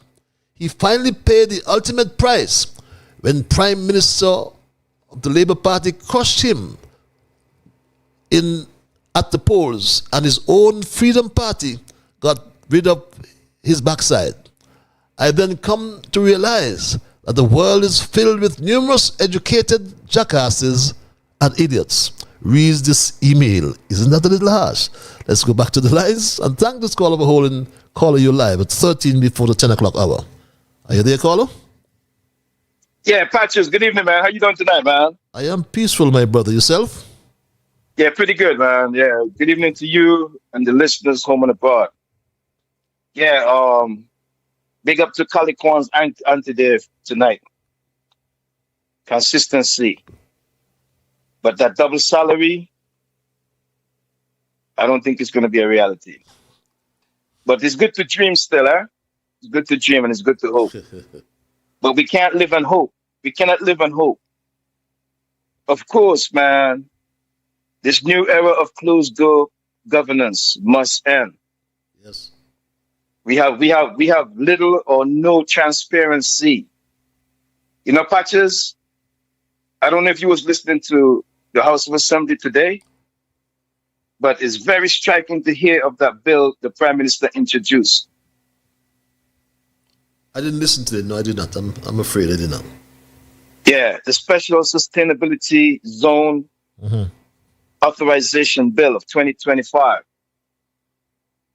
Patches, me personally, I got my own interpretation of that bill. It's giving the way for outsiders to come in, just like the Christoph Harbor backdoor deals they made over all them years.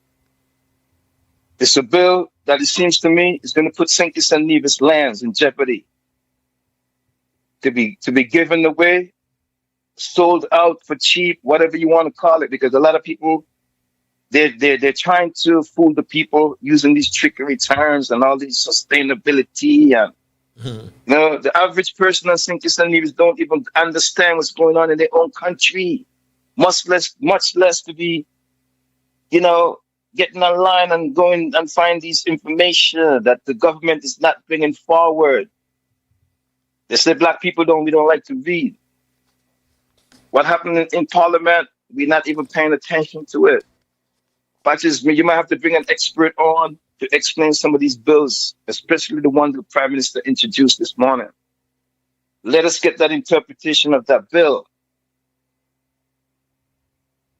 It seems like it's clearing the way for the rich foreign folks to come on in and take over our lands. Patches, St. Kitts and Nevis is in dire trouble. Me personally, I feel like we're in a political crisis. Well, we are. We're in a political crisis.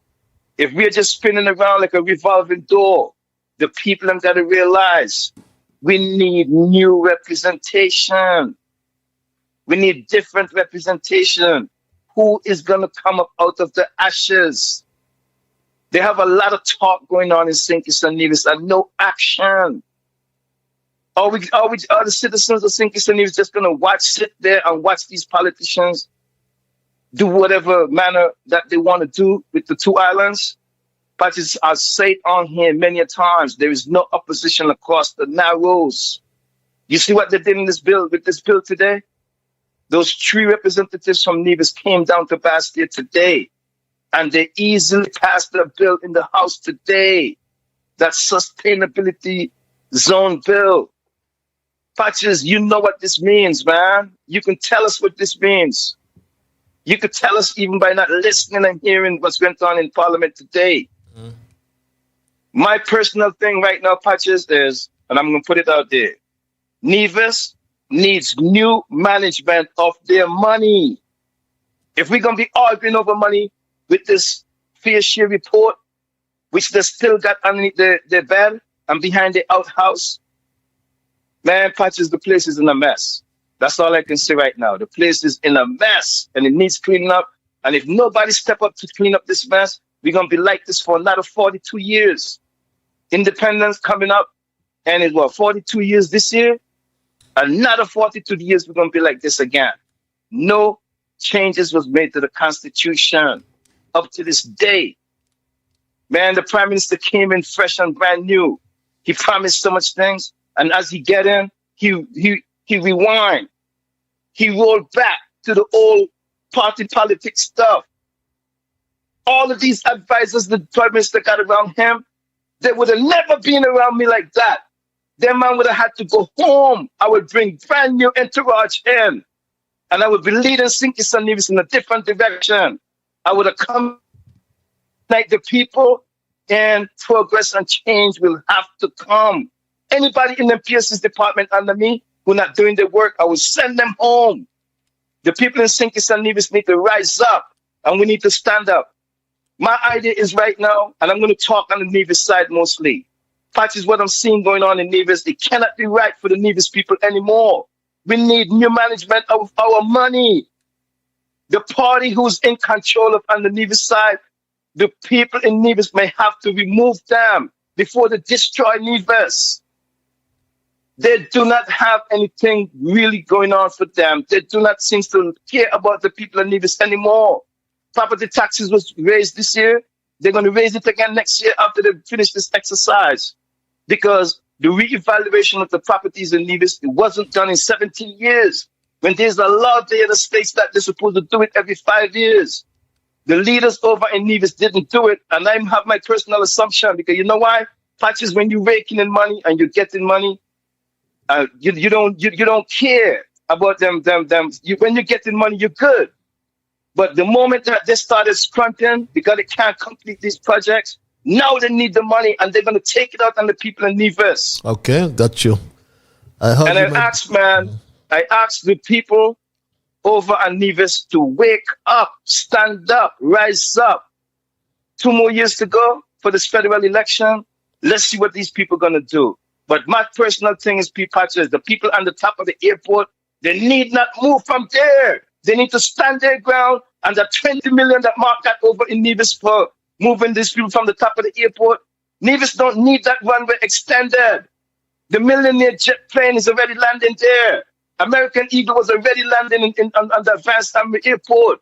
That runway just needs to be resurfaced. And I heard through the grapevines, American Eagle complained about the airport runway growing trees and grass in it. The runway just needed to be resurfaced. That 20 million is going to be wasted again. The project in Nevis is not being finished. And that 20 million you guaranteed for Premier Nevis from the National Bank or whatever that money came from, that money is going to disappear. All them people on the top of the airport, if I had it my way, Patches, I will let them boycott that dominant and eminent domain, remove all of those people. Refuse that money from the Premier. Stand up for your rights, because this law that they're passing Bastille today is going to affect them Southlands in Nevis. Patches, the place is being sold out. Yes. Man, the oligarchs is going to control Sinkis and Nevis. Sinkis and Nevis people, you all are sleeping. You all need to wake up and stand up for your country. I've heard you, my I'll brother. leave it there I'll leave it there, Patches, man. I'll leave it there. Thanks a lot. Much. I heard it. I know that. Governments on both islands. Yes, my brother. Yes, my brother. I allowed you uninterrupted, because I heard your passion, and what you were saying is what we all know. That in St. Kitts and Nevis, corruption is the dark underbelly of our political system. And it thrives, and it will continue to thrive when no one is watching, and in particular, when none of us are speaking out. There's someone sent me a message today, my Straight Dog family, about an issue that I will deal with hopefully on Thursday. And that message intimated that they were afraid to call in on the program. And there are many issues with that. Some people say a few people call in. But people are afraid to express their views, like that good old brother Burl. Because what I'm hearing is that I'm afraid to speak because I have 2 sons working in the government. And if I speak out, they will lose their jobs. And my Straight Dog family, I thought about that. I thought about that comment long and hard. Here's this lady suffering under this Jew labor administration, and telling me she's afraid to speak because her 2 sons working in the government may lose their jobs. And I'm here saying, I'm thinking about myself. And I'm speaking. I'm not afraid to speak. But my daughter lost her job. A job she held for 13 years. 13 long years. Never had anything adverse on her records. But she lost her job because it's Patches' daughter. So what am I supposed to do? Speak for you? No, it's time we uncover this dark underbelly of our political system. else it will continue to thrive. If we pretend we are not watching, and more so when we are not speaking out. So I encourage you to speak out. Speak out. God is the absolute judge. Promotion cometh neither from the east, nor the west, nor from the south. You hear the Bible man read that from the Psalms each time. It comes from Almighty God, who sets up one and puts down the other. And the Bible man read some passage of scripture tonight. And one thing I would add to it is that all of us, every single one of us, must appear before the judgment seat of Christ. And we cannot carry any witnesses. No. You, me, and Christ alone. I can't call you for witness. No. And I, just like you, may be recompensed for the things that we have done. We cannot continue to be afraid of these animals.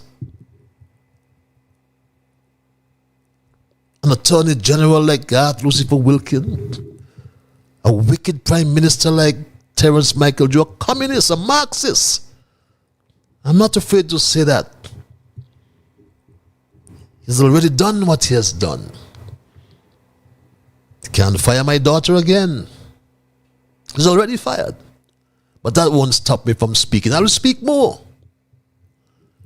Because my Straight Talk family, back in 2015, as I said tonight, we had embraced unity. The country embraced unity. And unity was not a political slogan. It was a genuine hope for a better kind of governance in this country. We hope for accountability. We all hope for transparency. We hope for a government that would consult with the people and not to conspire behind our backs. But that dream collapsed. We know that. We know how it collapsed. But that's history. My Straight Dog family. But we have now a government, a leader by default, who promised light. But for the last or past 3 years, he has delivered only a deeper and a more dangerous darkness. And now we find ourselves living under a government that governs without the governed. We find ourselves with a leader where accountability is considered optional, where consultation is seen as a nuisance. They're not bothered to be consulted. If you ask for consultation, you're a nuisance. Here we have the Bastille High School going on its original site, and no one can have access to the environmental impact assessment if one was done. Look at the desalination plant. They on the industrial site in East Bastille, and no one has access to the environmental impact assessment. That should be made public. But people are afraid, and this has to stop, my Straight Dog family. I thank you for holding, caller. It's almost 10 o'clock. But thank you for holding, caller. You're live. Hello, Greetings, Mr. Patches. Greetings, Mr. Patches. How are you? I am peaceful, my brother. Yourself? Greetings to you as well. I'm very good. Here, closely listening, monitoring, and attentively listen to your juicy program. Very juicy. Thank you, my brother. The lady with the quotations, she always blend her quotations with your thesis. Yes, very well too. And that show you how much our people is very, very intelligent. Humanity by nature is gifted to think freely. But in order that this free thought should lead him to the goal of liberty and independence, his way of thinking must be shaped by the process of education. And that's what it does Monday and Thursday. Bring thesis that strive education to the people. Because through education, we're going to get our liberation. True. You make a comment tonight concerning some things, a message somebody gave, and it goes like this. The era never ends, no matter the cult. Yes. Something like that. Yes. And it asked me to make an input.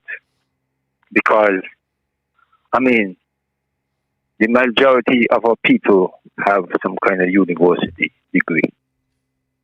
And when many of us don't really want to look at our country from a common sense point of view, that's why you find them comments would make. And I'm glad to hear you put out the reading of the judge. Because you see, I live in this country, I hear politicians say the judge have the work to do and they have the work to do. But it's good when the courts show the independence it have in the nation. Because it balances out our democracy. And because when the decision was made pertaining to the Attorney General and the Nanny case, I felt as a citizen, if that Attorney General had even given an apology to the country at the time, it would have been very meaningful to the country. But to ignore such integrity, I feel that was a kind of blatant disrespect to the nation. I don't think no other leader would have had to tolerate an Attorney General with such damning judgments within the government. And some people may say things about Mr. Parry, but I felt Mr. Parry was statesmanlike with his interview. He didn't blend his reasoning with no drama. He stick to the reality, and it was very good from my perspective. Statesman. Mr. Brantley. Yep. Yeah, very statesmanlike. Mr. Brantley, I'm glad some divisions are coming to see that Mr. Brantley don't really care about divisions because he was in a federal government. And you play a clip tonight with him putting out some kind of timing to the Prime Minister at the time. I mean, if someone really listens to what he's saying, he's within the government, you know. Yes. And he's putting out a statement like that. I said, my God. I mean, he showed that he wasn't a part of the government at the time because he's a part of the government. Why you must be putting out a statement like that to the Prime Minister and you just be in cabinet? Be strong and put your issues in cabinet and you trash out what you got to trash out. Exactly. So I'm glad to see that people coming to see Mr. Brantley don't really care about divisions. And with our agriculture perspective, Mr. Raybud, I feel we need a SIMACO, right? We understand the issues that would pass SIMACO, the difficulties, but at least we know we work progressive with a SIMACO. So we know, put it in a different way, what other faults we had. We remedy them. We are educational people. We have 50 years of independence yet. So why we must find ourselves stumbling at the like today? Mr. Patrick, you continue to be strong and stay healthy. God bless. God bless you as well, my dear brother. Always welcome your interventions. And yes, you're right. You're right about the Attorney General Garth Lucifer Wilkin. He committed a criminal offense before he became president of the St. Kitts Nevis Bar Association. He continued and he committed that same criminal offense when he was the president of the St. Kitts Bar Association. He committed the criminal offense when he was the Attorney General in this country. So how can we forgive the Attorney General? And now, you heard what the judge said about his misleading press release. It's in the court records. And what is happening in our country, my Straight Dog family, as I wrap tonight, it is sad. We have a system that cannot work. How can a system work when the people in the system, like the Attorney General Garth Lucifer Wilkin, has no integrity? None whatsoever, my Straight Dog family. And I am saying, as we wind down tonight's programming, it is about time we clean the system up. It's about time. And I'm winding down, my Straight Dog family, and I'm going to guide this caller by the rules of brevity. Caller, you are live. Hello, caller. Good night, Brother Patches. Good night, sir. How art thou? You are my friend and brother. For life. And I must say I love you. I love you more, sir. Yes. For being where I am, it is you. And I hope I can express and represent some of you, if not all of you, moving forward. I must say also to the Bible man, there is a scripture you always quote, and it means a lot to me. Blessed is the man who considereth the poor. Yes. I have taken all those into consideration, and it's the right thing to do. And my pledge, my plea, my offer to the people of the Federation of St. Kitts and Nevis, I will reaffirm what I stated last week moving forward. The people need to know where they stand and what kind of government is there in their corner with dignity, empathy, compassionate, and the unity of the people. Doesn't matter what party you're backing, you voted for, but we must all come together in harmony at a point of time moving forward. I stated before that my offer to the people, to the natives, is starting off with $3,000 as a dividend or a stimulus.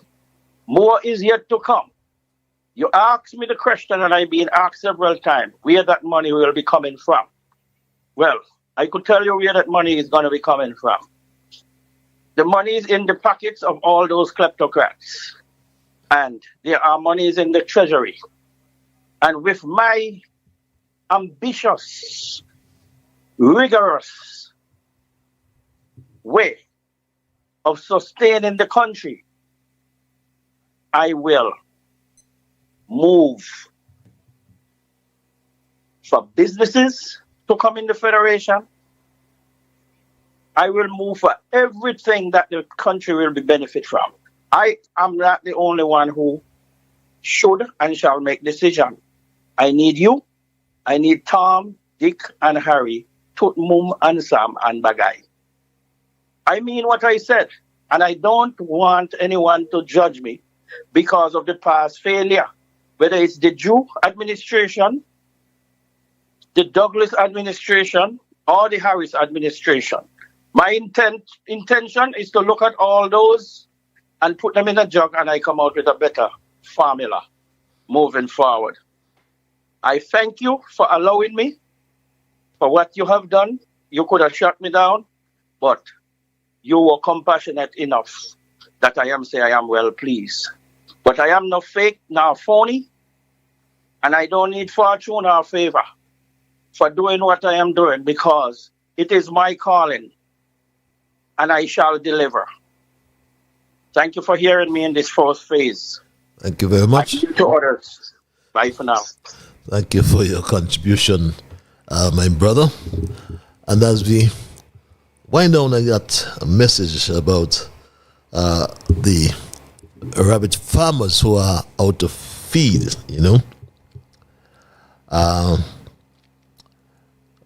460 bags, I'm told, arrived. And today is Monday, and less than 20 bags are there as of today, Monday, that came in on Friday. And the question asks is, were they open Saturday and Sunday? So where did 460 bags disappear to? That's the question. And someone spoke about the Simaco as well. And Simaco, that was the idea of Simaco. Simaco, the Central Marketing Corporation, where the farmers could deliver their produce, get their money, and the produce would be held in storage, because you talk about watermelons being produced and are fed to the pigs, pumpkins. My straight dog family, but yet the supermarkets are allowed to import watermelons. And our watermelons, which are sweeter, are produced locally, are fed to the pigs. You hear that, my straight dog family? Caller, you're live. Hello, caller. Good night. How are you? I am peaceful, my brother. Yourself? I am okay here, listening to your program.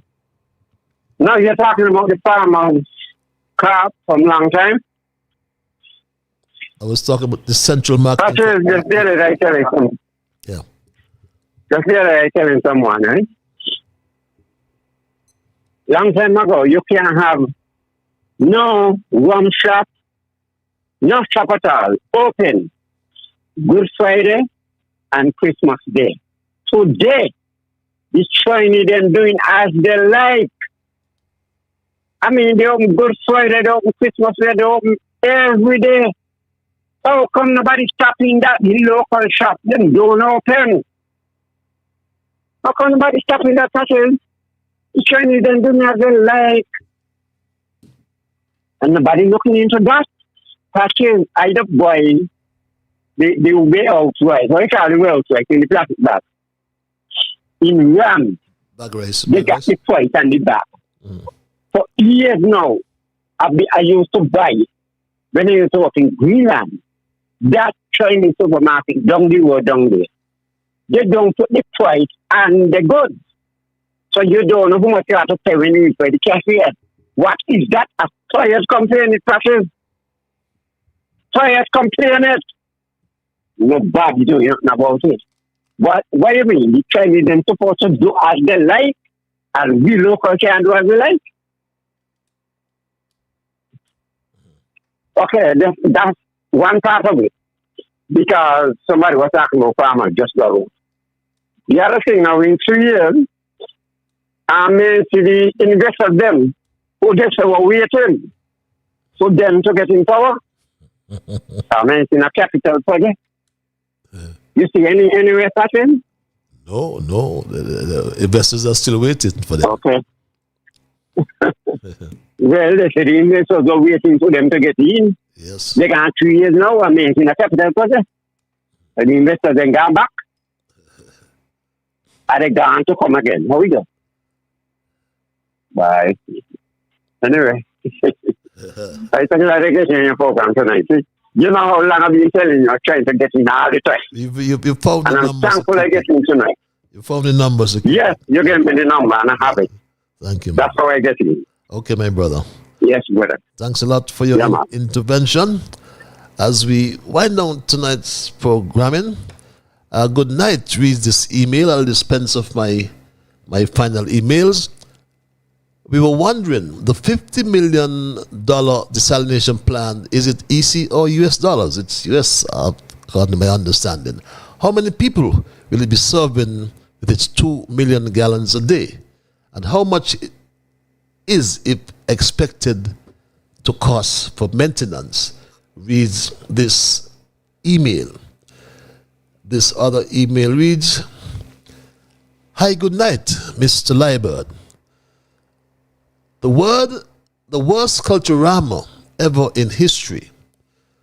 But my question to you, will the July government deduct fair share money for culturama participants? The Nevis bands are fed up, even the people are fed up of getting paid 10 months after culturama. I hope the St. Kitts bands get paid early so they can play again next year." This was at St. Kitts Culturama, reads this email. And my Straight Talk family, my time is done and I am going to run. And tonight I raised issues as it pertains to the new era of closed-door governance, and we are demanding that it be ended. I spoke to the Minister of Housing, Jeffrey Hanley, who has told us, or has not told us rather, about the whereabouts of Brian Singh. He hasn't told us where the money's gone. The student told us that the government has lost no money. But the Attorney General is silent. He told us about trade secrets. I put the matter to you as it relates to the guarantee. A guarantee was approved by resolution in Parliament that cannot be denied. Why would the government need a guarantee? Ask yourselves that question, my Straight Talk family. Why was a government guarantee needed in the first instance? And a government guarantee was approved by Cabinet and passed or approved by resolution in Parliament. I posted the last paragraph of the guarantee.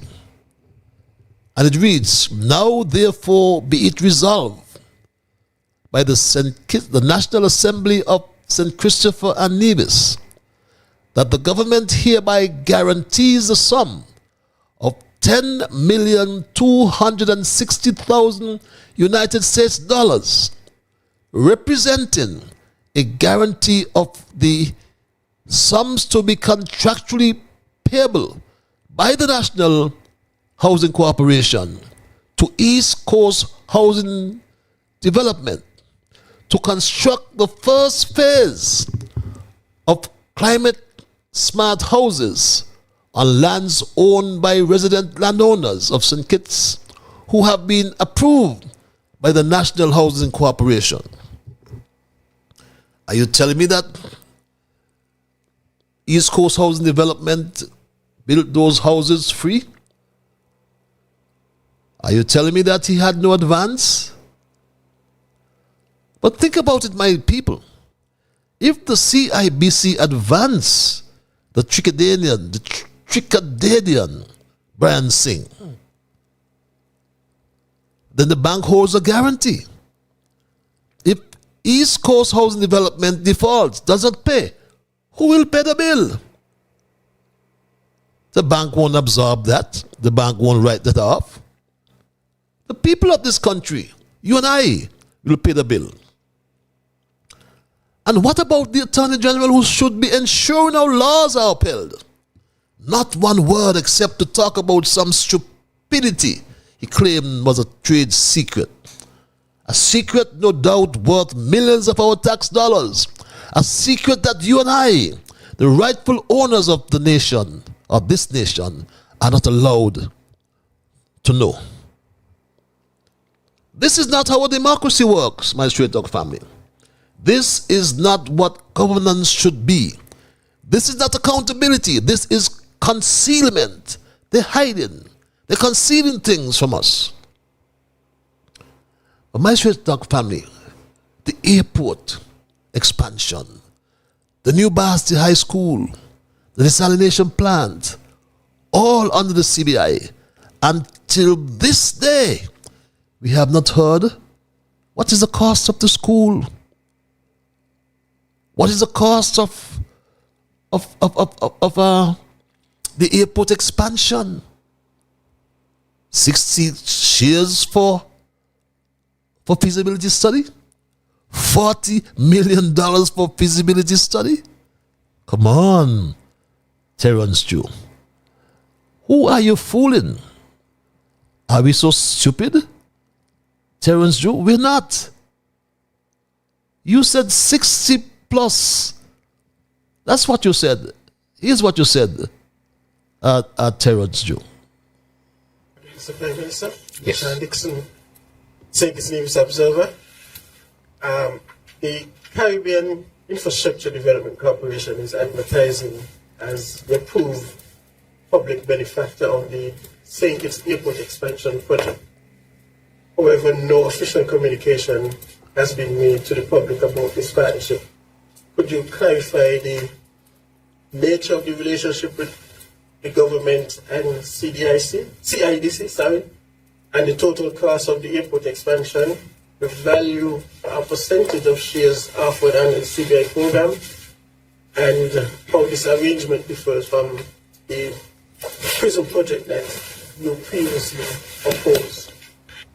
Now, with respect to CIDC, now CIDC has what you call just the planning stage of the airport. I think they got a very limited number of shares to do the plan and the structuring of the airport. In the airport is about 60-something shares. 60-something at this stage. 60-something. Just for the feasibility study and stuff. Nothing to do with the construction of the airport itself. 60-something at $250,000 per share. That's $15 million. $15 million, my straight talk family. But all these projects are rolled out under the Citizenship by Investment Program under the public benefit option. But no construction costs are disclosed. The number of shares are not made public. He had a song and dance about the prison project. Tell us about the airport expansion. Tell us about the desalination plant. Tell us how many shares issued for the Bastille High School. No transparency provided. Why? Because this government has weaponized secrecy. They use the CBI program to circumvent the Procurement and Administration Act, robbing the people of their right to know how public funds are being spent. These are not private deals. These are public assets funded by contributions, our resources, our future. But let me say in closing, the people of St. Kitts Nevis have been stripped of their right to be informed. They have been stripped of their right to be heard. We have been stripped of our right to be respected. This closed-door governance must end, and it will only end when we, the people, decide that we no longer be silent. We ask in parting, slow student Jeffrey Handley and NHC chairman Sherwin White, where is the money? Did Brian Singh offer you an ATM card that cannot be traced? Where is the money, Dr. Joe? You said 60 shares were approved for feasibility studies on the RLB international expansion. What a big lie. We know that 3,000 shares were approved for this $150 million airport expansion project. So who is benefiting from these excess millions of dollars? Are we going to move these millions now to India or to Africa? Now the US banks have you under scrutiny? Why are the people left in the dark? this government, like all governments, must be reminded that they serve at the pleasure of the people. Power is not a crown to be worn in arrogance. It is a responsibility heavy with duty, but rooted in humility. We must fight for a return to open governance, where every dollar spent is accounted for, where every promise is kept or explained, and where the voice of the people is not just heard, but heeded too. So tonight, my Straight Talk family, in closing one more time, I call on all Kititians and Nevisians, whether you're blue, or whether you're red, or whether you're green, or whether you're yellow. We call on you, my Straight Talk family, to rise above the partisan fog. This is bigger than politics. This is about our shared future. This is about reclaiming our democracy from behind the closed doors where it is being held hostage. Democracy dies, beg your pardon, according to our quotation, behind closed doors. When government begins closing doors, it selectively controls information rightly belonging to the people. Selective information is misinformation. That's my quotation we got from across the narrows. So let this be the moment we begin to draw the line. Let this be the moment we say no more secrets, no more silence, no more governance without the governed. The future of St. Kitts and Nevis cannot be written behind closed doors. It must be authored by the people openly, honestly, and boldly. We are not asking for favors. We are demanding what is rightfully ours: transparency, accountability, integrity, and respect. If leadership will not rise to meet that demand, then leadership must make way for those who will. The days of unchecked power must end. The era of public trust betrayed must end.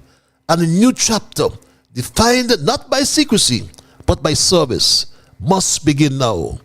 The time has come. The people are ready. And we will not be ignored. Let justice and the will of the people always guide our path forward, as the new era of closed-door governance must end. And that's my story tonight, my Straight Talk family. And I am not going to change it. I gave you some extra time because of the importance of this discussion tonight.